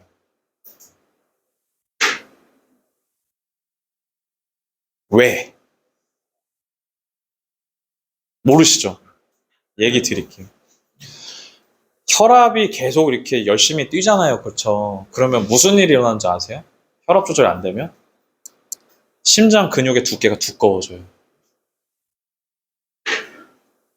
그러면 나중에 심장이 아무리 열심히 뛰어도 제 기능을 못해요. 심장이 뭐 해주죠? 빵 하고 뛰어가지고 우리 몸의 끝까지 다 혈류가 들어갈 수 있게끔 펌프 작용을 해주나요? 좌심방, 우심실, 동맥, 정맥 기억나시죠 여러분? 네. 맨날 선생님한테 맞아가면서 했던 것 같은데 내가 피를 쫙 밀어줘야 되는데 심장 기능에 부전이 와요. 그게 심부전이에요. 심부전. 그래서 혈압이 무서운 거예요. 혈압약을 안 먹고 혈압 조절이 안 되면 심장 근육이 두꺼워지고 아무리 열심히 뛰어도 원래 그렇지 않을 때 기능보다 못하니까 심부전이 올 수 있다. 그러면 이렇게 보장을 뭘로 해줘야 돼? 우리 단골거리 나왔죠? 심부전, 부정맥, 심실세동, 그런 거 보장할 수 있는 거 뭐 있죠? 없는 사람이 더 많아요. 그거는 없는 사람이 더 많아요. 걱정하지 말고 그냥 가져오시면 돼요. 그거는 이 질문 통해 가지고 최근에 심장이 좀 많이 뛰셨냐? 그 질문을 하기가 좀 어려워 자기가. 그러면 이게 심장 초음파랑 심전도 검사를 할 건데 고객님 근데 혹시 심장에 대한 보장은 좀 잘 되는지 궁금하다. 혈압이 없으시고 이런 내용까지 설명해 줄 수 있으시면 돼요. 자, 제가 드리는 말씀은 모 검사에서 모 발병률이 높으니까 이게 준비돼야 된다는 건 이제 좀 1차원적인 사고라고요. 그러니까 어디가 안 좋아지면 어떤 일이 발생을 하고 어떤 일이 발생할 수가 있는데 그래서 치료비가 얼마가 들 수 있다 뭐 이런 내용까지 얘기해 주시면 베스트고요. 그렇게까지 못하는 경우도 있잖아요. 막 니즈한 게 빡 해가지고 이 사람이 막 치료해 막 이렇게 이거 생로병사의 비밀인가 명인가 좋은 말씀 감사합니다. 이렇게 졸잖아요 이렇게. 어려운 얘기를 나열하는 것보다 일단은 니즈를 확 환기해가지고 가져와야 된다는 거죠. 근데 효과적인 질문 혹은 설명 방법을 알려드리는 것 뿐이니까 내가 지금 보장 설명을 하고 있는데 얘한테 CR도 안 먹히고 있어. 나 전문성이 없는 것 같아. 아니면 얘가 지금 앞전에 만났던 설계사들이랑 차별화되는 게 아무것도 없어. 라고 하시면 여기까지 가시라는 거예요. 그렇게 쳐다보세요 다들. 네. 아무튼 너무 다들 놀라신 표정으로 약간 불신의 눈빛. 자, 그러면 이게 이제 심전도나 이런 부분에서는 이렇게 좀 말씀을 주시는 게 좋고요. 자, 여자분들은 갱년기 전후 해가지고 심장에 미세한 떨림, 멋진 오빠, 이게 아니라 실제로 이제 호르몬의 영향이나 통해가지고 그런 눈으로 쳐다보지 마세요. 네. 나는 내가 지금 열심히 강의하고 있는 거니까. 네. 심장이 떨리는 경우, 그런 경우가 뭐가 있죠? 남편 새끼가 말을 안 들어. 근데 저 새끼 괜히 결혼했어. 막 이런 거? 이런 거 아니죠, 그렇죠? 그런 거 그냥 화나는 거고. 이제 뭐 샀어, 지가 몰래 샀어, 뭐 100만 원? 막 이렇게 이런 거 아니잖아요, 그렇죠? 그런 건 아니고 심장에 미세한 떨림이나 이제 이런 부분이 발생하는 거는 이제 갱년기나 그 전후에 해서 호르몬의 영향 때문에 여자분들은 혈관에 여성 호르몬이 이제 좀 조절이 안 되거나 적게 나오다 보니까 혈관의 탄력도가 좀 떨어진다고 합니다. 혈관 질환이 여성분들이 그때가 되면 우리가 신기한 게 실손의료비 보험이든지 뭐든지 한 60 전후나 50대 후반 가면은 여성분들이 더 비싸지는 거 아세요? 네, 여성분들이 손해율이 더 높게 잡혀 있어요. 실제로 그때부터 여자들이 이제 글쎄요. 그 남편이 퇴직하고 집에서 밥만 3끼 먹어가지고 열이 받나? 그래서 막 속이 터지나? 3끼 먹으면 삼식이라고 하고 종종 간식까지 먹으면 종갓나 새끼라면서요. 무서워. 막 그런 농담들 많이 하잖아요. 20대, 30대 때는 뭐 안 오거나 뭐 이렇게 하면은 뭐 그렇고 60세 때는 뭐 또 일어나면 또 뭐 그렇고 80세 때는 그 다음날 아침에 일어나면은 아직도 안 죽었어! 막 이런다고 하는데 네. 아무튼 네. 그 심전도 여자분들은 그런 문제가 있는데요. 이 심장이 부정맥의 문제는 전기 자극 장치를 이식하는 수술을 하셔야 돼요. 예. 심장 근육이 멈춰라! 안 되죠. 뛰어라! 안 됩니다. 재미없나요? 더 재밌을 줄 알고 얘기한 건데. 그 전기 자극 장치를 이제 이식을 하는 수술을 하셔야 되고, 그 심장 부분에 문제가 생기면, 그 남자분들은 그냥 간단하죠. 고지혈증 있고 혈압까지 있으세요. 그러면 그렇지 않은 분들보다 증상이 좀 있는 분들은 발병할 확률도 높은데, 그러니까 심장에 스텐트 삽입한다고 얘기하잖아요. 그게 정식 명칭이 관상동맥 중재술이에요, 중재술. 네. 카테터로 통해서. 어떻게 하시죠? 심장을 이렇게 다 열고 하나요? 뭐 하얀 거탑이야? 요즘 그렇게 수술 안 한대요. 사타구니 혹은 손목에 있는 정맥 통해 가지고 쭉 들어와서 시술을 끝내고 한 30분, 1시간이면 된다고 하는데, 그렇게 하는 거. 좁아진 관상동맥에 혈관을 스텐트를 삽입해서 혈류가 다닐 수 있는 길을 확보해주는 시술을 하잖아요. 그렇죠? 그 다음은 뭐가 있죠? 안 돼, 이제 얘는 갔어. 스텐트 삽입도 안 돼. 그러면 이제 관상동맥 우회술 혹은 성형술을 해야 된단 말이에요. 몇 종 수술이죠? 5종이에요, 5종이에요. 네, 5종 수술이에요. 그러면 요거 말고도 다른 것도 보장받으실 수 있는 게 뭐가 있을까요? 허혈성 심장 뭐 당연히 되고요. 그 나머지 수술비, 근데 이게 신기한 게 뭐냐면 고객님들이 어제도 그랬는데 허혈성이랑 심장 관련된 보장이 좀 많이 적으시더라고요. 그러니까 암만 집중해서 보장을 든든하게 가져가신 분도 있고, 가족력이 있지 않고서 하는데 너무 보장이 적어서, 근데 이미 있기는 해. 저는 그래서 고객님한테 터치를 어떻게 했냐면, 고객님 그러면 부족한 건 심장인데요. 심장뿐만 아니라 다른 질병도 다 보장받을 수 있는 좀 든든한 애로 제가 설계 한번 해볼게요. 뭐 있죠? 엔데 있잖아요. 엔데 있잖아요. 엔데 보장 또 뭐 돼요? 부정맥이랑 이거 I49 보장되는 수술비가 엔데에도 들어가 있잖아요. DB 괜찮더라고. 약간 어제 확인해 봤거든요. 창겸이한테도 많이 물어보고 했는데, 이제 혜진 FA님 상담 케이스가 있어가지고 보니까, 그러니까 부정맥 관련된 진단비를 넣는 게 부담스럽거나 못 넣게 됐을 때, 그러면 거기에 대한 대안책은 있어야 되잖아요. 그렇죠?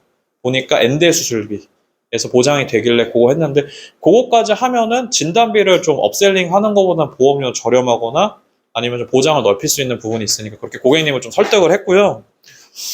다음으로 가겠습니다. 내시경. 내시경. 저는 요즘 시경이라는 말만 들으면 좀 웃겨요.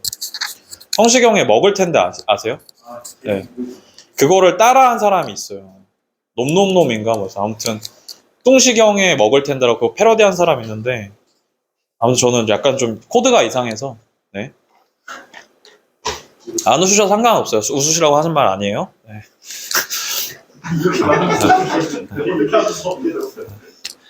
이상해요. 저 이상한 사람이에요. 네. 네? 뭐라고요? 같은 하남시 주민끼리 그러면 안 돼. 그 내시경 상으로 확인할 수 있는 거 질병 몇 가지 얘기해 볼게요. 네. 몇 시죠 지금? 저희 다음에 세미나 있어가지고. 네, 충분합니다. 이제 다 떨어져 할 얘기도 없어 이제. 네. 내시경 뭐 있을까요? 그렇죠. 용종 있죠. 선종 있죠. 네. 용종, 선종 뭐죠? 별명 암의 씨앗. 냅두면 안 되는 애들. 냅둬도 암이 안 되는 애가 있고 냅두면 암으로 그냥 간을 직행하는 애들 있고, 암 전 단계인 애들 있고, 선종 말고, 경계성 종양, 네, 영기암. 뭐 발견 가능하죠. 뭐 이렇게 기타 등등으로 상피내암 어쩌고 저쩌고. 자, 이거 말고요. 질병으로 확인할 수 있는 것도 뭐가 있을까요? 자, 위장 같은 경우에는 자, 여러분들 이거 한번 체크하고 가시죠. 암의 원인이 뭔가요? 예, 보통은 염증이라고 생각하시면 돼요. 예, 염증이 반복되면 암으로 갈 가능성이 높습니다. 발암물질, 암세포는 보통은 정상적인 세포가 돌연변이가 된 거잖아요. 그렇죠? 그 만화 중에서 일본 만화인데 내 몸 안에 있는 세포가 어떻게 반응하고 공격하고 하는 우리 몸에서 일어나는 거를 만화로 표현한 게 있어요. 일하는 세포들인가? 뭐였지? 유미의 세포들 말고. 그거는 말고. 근데 나 봤어. 근데 재밌더라고. 일하는 상황은 예, 일하는 세포도 맞을 거예요. 그거 되게 재밌어요. 거기 보면은 그런 거 보면은 저는 이해하기 좋더라고요. 요즘 한참 명이랑 뭐였지? 생로병사의 비밀 보는 근데 그건 너무 암울하잖아, 약간.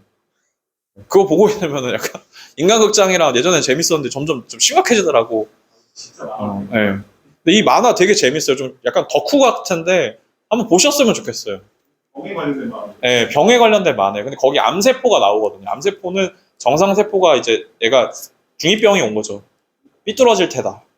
삐뚤어지면 돌연변이가 된 건데 그거 이제 뭐 그게 바뀌는 경우는 유전적인 형질을 따라서 이제 바뀌는 경우도 있지만 두 번째는 염증이 이제 과도하돼서 그렇고 거기에 관련된 바이러스에 그거 돼서 가는 경우도 있죠. 첫 번째, 위내시경을 했을 때 발견이 가능한 게 여러 개 있지만 직장인들이 가장 공감을 많이 할 법한 질병은 역류성 식도염이에요. 우리 보험 설계사들도 마찬가지죠. 6시, 5시 정각에 밥 먹고 상담 끝나고 와가지고 컵라면 하나 줘줘야지. 여보 안 잤어? 이렇게. 그렇죠. 다 그러고 사는 거예요. 뭐. 결혼들 많이 하세요. 혼자 행복하기 싫으니까. 자, 농담이에요. 안 먹어요. 바스락거리는 순간 혼나는데 뭔 소리야. 아니, 진짜 여담인데, 제가 습관이 이상하게 들어가지고, 퇴근하면은 먹던 습관이 있어요. 그러니까 아니면 술을 많이 먹고 자면은 잠결에 막 갑자기 허기가 져가지고 냉장고 열고 막, 그 야영장에 나타난 곰처럼, 이렇게 오는데, 와이프가 너무 깜짝 놀랐어요. 내가 팬티바람에 와가지고, 오니까, 뭐해! 뭐 입에 다 붙고, 그러니까 이게, 총각때 살던 습관이 아직 몸에 남아있으니까, 그렇게 하면은 역류성 식도염 오잖아요. 이제 위장이 이렇게 올라오니까, 위산이 어디까지 오냐면, 여기까지 옵니다. 그리고 역류성 식도염 걸려보신 분 아시겠지만, 코도 매워요. 코도 매워요. 진짜예요. 산이 코까지 올라와요. 비강까지 올라온다고요. 네. 거짓말 같죠? 진짜로 그래요. 비강까지 올라오고 염증이 생겨요. 그래서 이게 부비강 쪽이나 이제 요 안쪽에 요 영향이 생겨요. 자, 위장에 생기는 염증 뭐가 있죠? 위염 있죠? 위염 있고요. 위염 다음에 뭡니까? 위궤양 있겠죠. 네, 뭐 2단계 되면 위천공도 생길 수 있고요. 구멍 나는 거. 위궤양 다음은 뭐죠? 냅두면 이제 암으로 가는 겁니다. 이 정도로 되는 분들은 건강관리가 보통 잘 안 돼요. 그래서 혹시 아침에 일어나고 나면 속이 많이 쓰리세요? 아침은 안 먹어, 저녁 늦게 먹어, 들어 누워, 속 아파. 난데? 나네? 네, 대부분 그래요. 그래서 위장에 대해서 보장을 받을 수 있는지 그런 부분에 대해서 체크를 해주셔야 되고 대장내시경 볼게요. 대장내시경. 그 약 먹는 게 얼마나 그렇게 괴롭던지. 대장내시경 해보신 분? 손? 물약 드신 분? 손? 네, 내리시고요. 내가 왜 그런 선택을 했을까? 네. 정확히 물약이 어떤 거냐면요. 화학 약품 혹은 방금 따끈따끈하게 만들어진 플라스틱의 향에 맛에 포카리? 이름이 뭐예요? 약간 생긴 거는 아이스티처럼. 그런 약간 그런 통에 고결하게 생기고 깨끗하게 생긴 플라스틱 통에 불결한 물질이 담겨 있어요. 네. 저녁에 먹고요. 새벽에 먹는데요. 네. 레몬향 나는 네, 제가 그게 참 그거는 이제 하루 전날부터 건더기가 들어있는 음식을 먹으면 안 돼요. 씨앗도 그렇고 흰쌀밥 혹은 이제 뭐 그런 걸 먹어야 돼. 미음이나 이런 걸 먹어야 되잖아요. 아 나오는데 제가 비위가 전 강해요. 되게 강한 편인데요. 저는 똥간에서도 밥 먹을 수 있어요. 군인 때 해봤으니까. 근데 와이프가 비위가 엄청 약해요. 그래서 알약을 받았고 저 돈이 아까워가지고 물약을 받았는데 와이프가 알약을 먹다 토하더라고요. 알약을 먹어도 토를 하더라고요. 그래서 약간 비위가 상하는데 이거를 하면은 뭐가 나오냐? 용종 나오죠. 네. 이게 대장이 12지장, 뭐 위장, 소장, 대장, 엉덩이 쪽 이제 직장, 잡 말고 회사 말고 직장 안 웃네요. 네. 학문 쪽, 학문 쪽. 자 이렇게 확인돼가지고 질병이 대부분 확인이 됩니다. 이제 뭐 장폐색이 확인될 수도 있고 다. 이거는 그냥 대장 내시경상 이상 소견 있으면은 용종보다 심각하다고 하면은 이제 거기서부터 머리가 아파지죠. 암은 뭐 암은 발견되죠. 네. 암이 발견됐을 때 우리가 뭘 확인해야 되죠? 용종세포, 종양세포 조직 검사 하잖아요. 그러고 나서 이게 암이면 어떡하나요? 상피내암이면 어떡하나요? 자, 암 진단비 제대로 받을 수 있는지에 대해서 확인 한번 체크해 줘야 되는 게 맞고, 그리고 간혹 가다가 저는 이게 생각을 되게 많이 한 거예요. 이런 사람들 많이 많으니까 대장암을 대장 전막내암으로 해가지고 주는 경우가 있고 소외감으로 지급하는 경우가 있고 일반암으로 크게 주는 경우가 있고 되게 많잖아요. 그렇죠? 아니면 상피내암으로 판정을 받았어. 그러면 유사암 진단비가 제대로 갖춰져 있는지 봐드리면 되잖아요. 그렇죠? 대장이 안 좋은 건 질문을 하나만 하시면 돼요. 응암. 과민성 있죠. 설사를 저 같은 애들 있어요. 그러니까 제가 보면은 항상 물티슈를 들고 저 왔다 갔다 하는 경우가 많을 거예요. 어렸을 때부터 대장이 약했어요. 어쩔 수가 없어. 그래서 집에서 방귀대장 뿡뿡이에요. 우리 엄마도 그렇고 나도 그래. 근데 우리 아빠도 아예 장이 좀 약하신 편이에요. 가족력이 있더라고 진짜로. 그 얘기 왜 자꾸 하지? 아무튼 이런 상황에서는 얘기를 하시고 대장에 관련된 거는 질병이 정말 많아요. 근데 암이 제일 무섭죠. 암이 제일 무섭습니다. 진짜 암. 그래서 이 갖춰져 있는 거를 얘기해 주세요. 수술비 첫 번째. 수술비. 고객님이 제일 니즈 느낄 만한 거는 고객님 우리 리치에 같이 있었던 사람인데 인카로 가신 제희 팀장님? 네. 그 사람은 용종 제거 수술비 이렇게 받은 거 많이 어필하시더라고. 네, 뭐 150, 뭐 100 이런 거 하잖아요. 질병 수술비에서 하나 나오고 종수술비에서 하나 나오고. 제가 걱정되는 거는 그런 분들은 나중에 코드가 막힐 수도 있어가지고 네, 잘 안 막아요. 근데 한 번에 100명씩 청구해 주는 거 아니면 설계 막는 경우도 있어요. MG 같은 되나? 뭐 망해가는 마당에 뭐. 네, 아무튼 그런 회사들은 청구가 많다 보면 어떻게 하죠? 설계 막습니다. 운전자 자부상 많이 팔아가지고 보험금 청구 많이 해주시면은 코드 막혀요. 네. 저희 이제 전사에 있을 때 R사에 있을 때 DB, MG 해가지고 여러분들 그것 좀 하지 마세요. 저번에 누구 와가지고 그 강의하는데 나 기가 막혀가지고 뇌진탕 코드를 받으라고요? 그게 얼마나 위험한 건지 아세요, 여러분? 건강검진상에 가면은 실비 처리해준다고 증상 3개 얘기하라고 하잖아요. 두통 얘기하지 마세요. 두통은요, 코드가 잡히면 이쪽 된 거 보장 들어가지도 않아요. 네? 여러분, 상해 쪽은 오케이예요. 상해 쪽은 오케이예요. 그냥 잘 들어가. 간편 플랜 있잖아요. 두통은요, 외상성인 두통이든 기질적인 두통이든 간에 문제 생기면 여러분들이 건강보험 판매하는데 어떤 게 업셀링하기 좋고 어떤 게 보험료 차지 많이 해요? 첫 번째 진단비 다음 수술비 다음에 상해겠죠. 근데 뇌랑 심장에 관련된 질병이 기저질환이 있는 거를 확인이 됐는데 어떻게 파실 거예요? 두통은 찍히잖아요?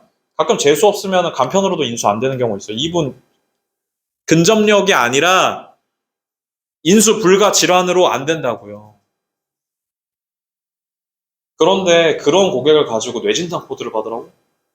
저도 한때 했었어요. 이상한 거야. 없는 뇌진탕을 어떻게 만들어? 뇌진탕 코드 잘 안 잡아줘요. 교통사고 전문병원 아니면. 돌팔이들 맞잖아요. 아프다고 하는 대로 다 잡아주니까. 뇌진탕 코드 잘못 받으면 그분 보험가입 앞으로 어려울 수도 있어요. 확실하게 얘기해줘야 돼요, 그거는. 그래서 14급을 11급을 뭐 얼마를 올려가지고 보험금을 많이 받게 해주자고? 그 뒤에 받을 거는 생각 안 하고? 건강보험은? 바보지, 그게. 어떻게 하게? 뭐 뇌진탕이야. 그 뇌진탕 뭐 가기 전에 여기 몇 번 받은 다음에 어지러운데요? 이렇게 할 거 아니잖아요. 큰일 납니다, 진짜. 책임지지 못할 일은 하지 마세요. 네, 어디까지 얘기했죠? 다음. 아무튼 대장 쪽은 좀 많이 든든하게 이런 식으로 수술비라든지 그런 거, 종수술도 그렇고, 고객님들은 좋아하세요, 오히려. 내가 큰 병 걸려 죽을 거 생각하는 것보다 소소한 즐거움과 챙겨주시는 거 좋아하잖아요. 끼케야 질병 수술비 20만 원, 10만 원 들어가 있을 거고, 종수술 합쳐서 20만 원밖에 못 받으시는데, 고객님 그러지 마시고, 고객님 이번에 용종 발견되면 아프시면 안 되겠지만, 가끔 이제 보험으로 재미 보고 싶어 하시는 이제 주부분들이나 그런 거 좋아하는 분들 계세요. 실비 혜택 뭐 안 되는 거 안 된다고 얘기해야 되니까 그러지 마시고요, 고객님. 어떤 질병을 걸리시게 됐더라도 미리 준비를 하셔야 되는데 용종 하나 때문에 몇 년간 보장을 준비를 못 하실 수가 있잖아요. 라고 하고 셀링을 하는 게 좋다고 봐야죠. 다음인데요. 나 이렇게 찾는 사람이 없는데? 보험 가입하겠다고 하는 문자 아니면?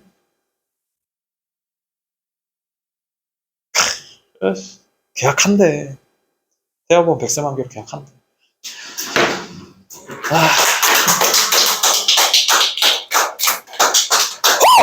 네. 아무튼 제 개인적인 감정이고요. 네. 네, 계속 이어나가도록 해보겠습니다. 초음파, 저 원래 또라이예요. 맞아요.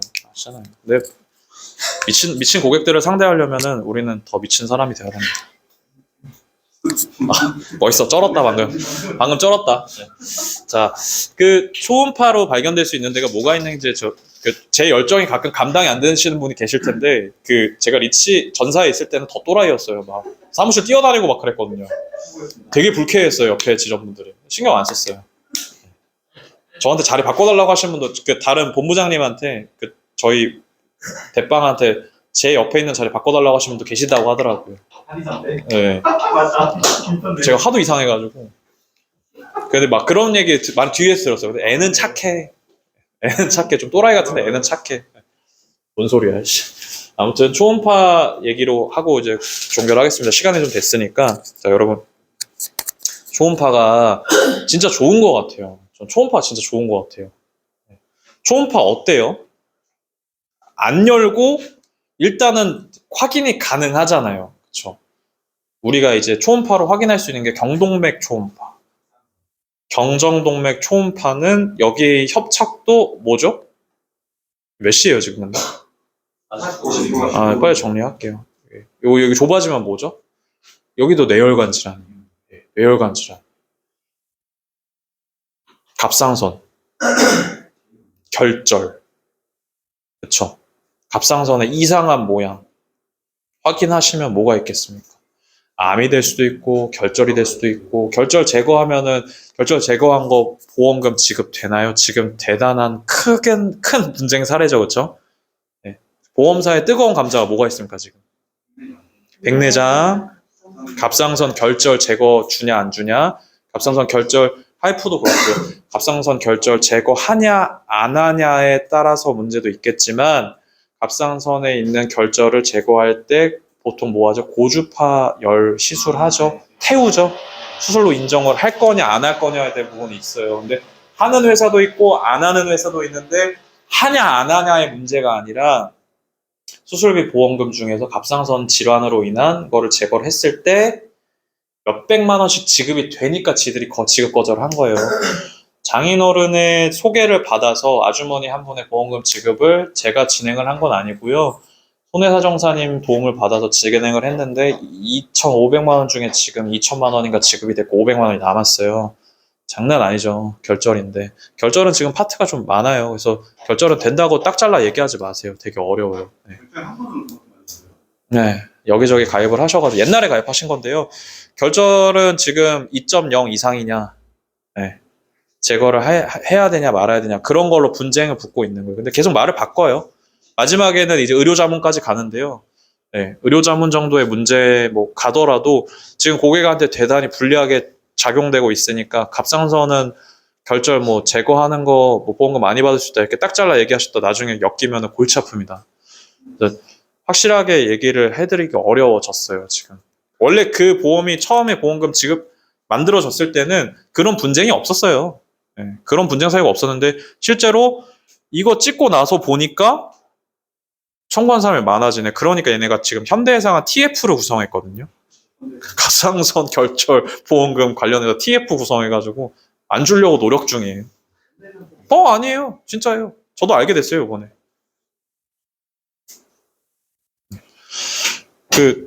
여러분, 다음은 갑상선 초음파 또 뭐 있죠? 심장 초음파 있잖아요. 심장 초음파는 심장이 잘 뛰고 있는지 확인을 하더라고요. 제가 직접 보니까, 예, 찍은 거를 제가 보니까, 제가 심장이 되게 멋있더라고요. 신장이나. 네, 심장 미남이더라고요. 예, 제가 잘 뛴대요, 좀. 심장 칭찬을 그렇게들 하더라고요. 문제 없고. 그 다음에 이제 뭐가 있죠? 초음파가? 여자분들 이제 자궁 쪽 이야기를 마무리로 지을게요.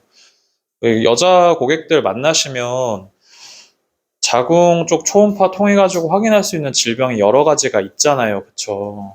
네, 자궁 뭐 근종, 내막증, 뭐 이제 출산을 준비하고 계신 분들은 다낭성 난소 증후군에 대해서도 얘기를 할 수가 있고 심장에 대해서 문제가 생겼을 때 뭐 이런저런 얘기를 하게 되지만 근데 이제 우리가 이제 짚고 넘어가야 될 문제가 뭐가 있냐면 고객님은 이제 이걸 통해서 발견될 수 있는 질환이나 질병이 이런 게 있다고 말씀을 해주셔야 되는데 다른 건 대부분 괜찮습니다. 다른 건 대부분 괜찮아요. 그냥 간단한 시술로 끝낼 수가 있는데 여성분들 가장 많이 발견되는 것 중에 하나가 자궁 초음파 통해서 자궁경부에 생기는 이형성증이라고 하거든요. 전환 단계예요, 전환 단계. 유사암이거든요. 그거 진단을 받으시게 되면 어떻게 됩니까? 자, 여러분들 하이프 시술 왜 해요? 모르는 분 계시니까 설명할게요. 자궁경부 쪽에 문제가 생겼어. 내막증이 생겼어. 근종이 너무 많이 생겨. 근데 이럴 때 하이프 시술을 합니다. 자, 자궁경부에 이형성증 생긴 건 하이프 시술을 안 하고 원추절제술을 통해 가지고 맘모톰으로 시술을 하죠. 이거 왜 하죠? 자녀 계획이 있거나 아니면 여성 관련해서 이제 앞으로 월경을 안 하시게 되면 그 상실감이 크신 분들이 그러니까 대부분 자녀 계획 있는 분들 때문에 그 기능을 잃지 않게끔 도와드리려고 하는 거예요. 그래서 하이프가 비싸지만 하는 거란 말이에요, 일부러. 문제가 뭐죠? 비싸다요, 비싸다. 그 보험금 잘 준비됐는지 확인을 해야 되는 게 맞잖아요, 그렇죠? 네.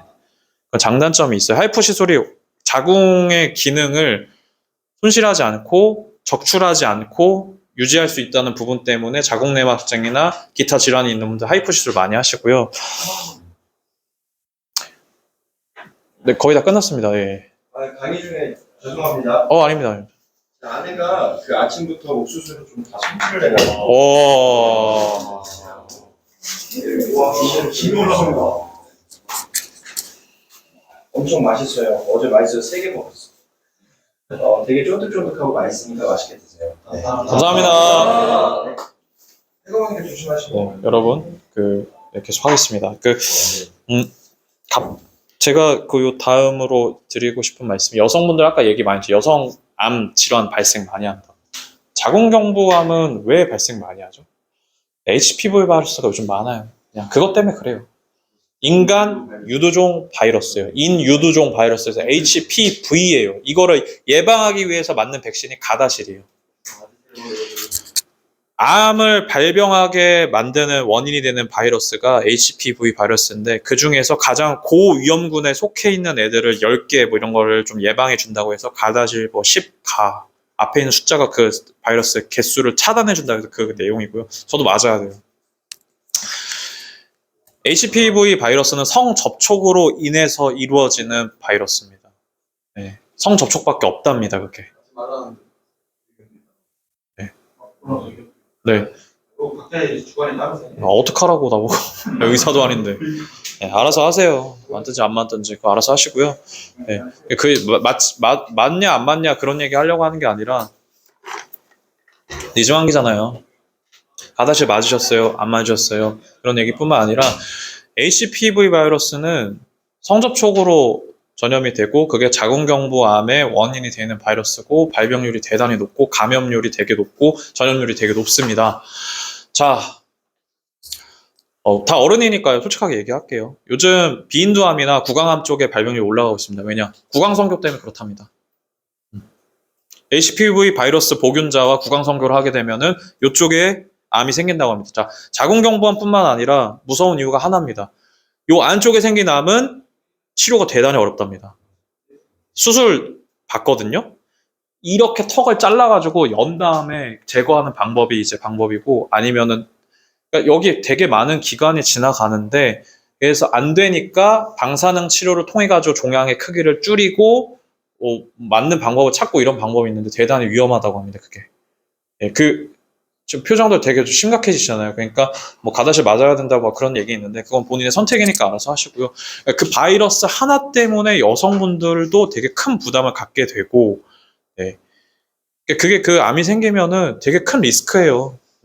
예, 이제 뭐 내가 임신 계획이 있던 자녀 계획이 있던 없던 간에 암은 어디든 생기면 안 되는 거잖아요. 그렇죠? 근데 그럼에도 불구하고 생길 확률이 높다.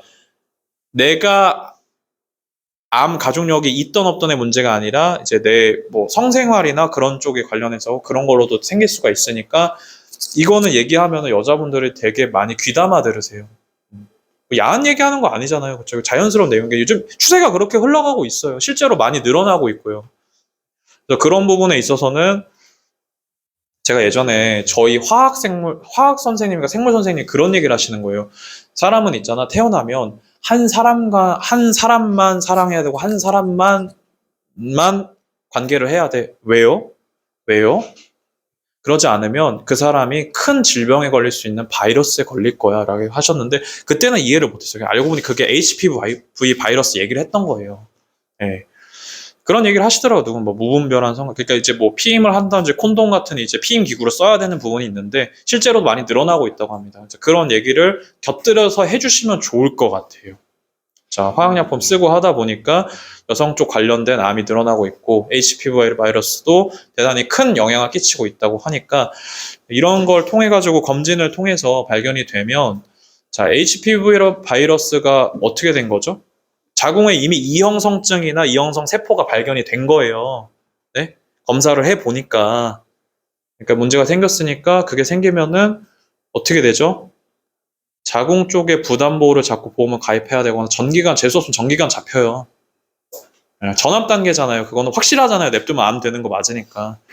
그러니까 그렇기 때문에 종수술과 종수술 혹은 여성 부인과 관련된 수술 플러스 이거는 제일 좋아요. 내가 여성분들한테 요거 설명해 드리면서 그렇기 때문에 고객님 여성 부인과 쪽 관련된 건요. 암뿐만 아니라 수술비도 항상 든든하게 챙겨주셨는데 고객님 지금 아무리 봐도 질병 수술비 20만 원인데 이걸로 무슨 보장을 받으시겠어요.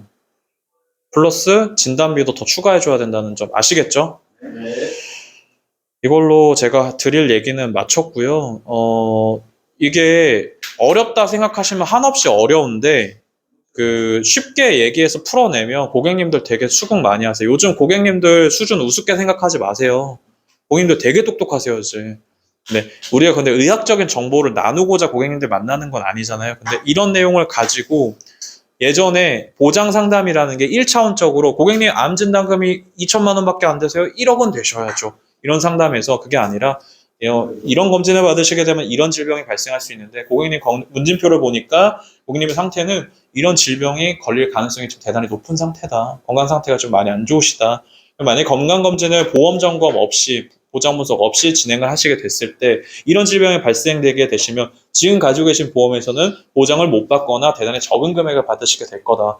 그러면 고객님은 지금 경제적으로도 불안 상황이 발생할 수가 있고 어려운 상황에 처할 수 있으니까 고객님 괜찮으시다고 하면 건강검진 지금 바로 진행하지 마시고 부족한 보장을 제가 채워서 혹은 지금 보험보다 저렴하고 좋은 상태를 만든 제안서를 보여드릴 테니 그때 가서 보시고 결정하시면 좋겠습니다. 제가 지금 보험 가입을 하라고 강요드리거나 강제하는 게 아니라 고객님 보세요. 이런 상황이 발생했을 때 제가 이미 부족하다는 걸 알지 않았습니까? 제가 객관적으로 설명드리지 않았습니까? 그럼에도 불구하고 고객님이 그냥 검진을 받으러 가신다고 하면 돌이킬 수 없는 상황이 발생할 수 있습니다. 그러니까 제가 드리는 제안서 보시고 어떻게 보장이 바뀌는지 어떤 상황이 됐을 때 보장이 더 든든하게 받을 수 있는지 검토하시고 검진 받으시죠 라고 하면 고객님도 좀 오케이 하시더라고요.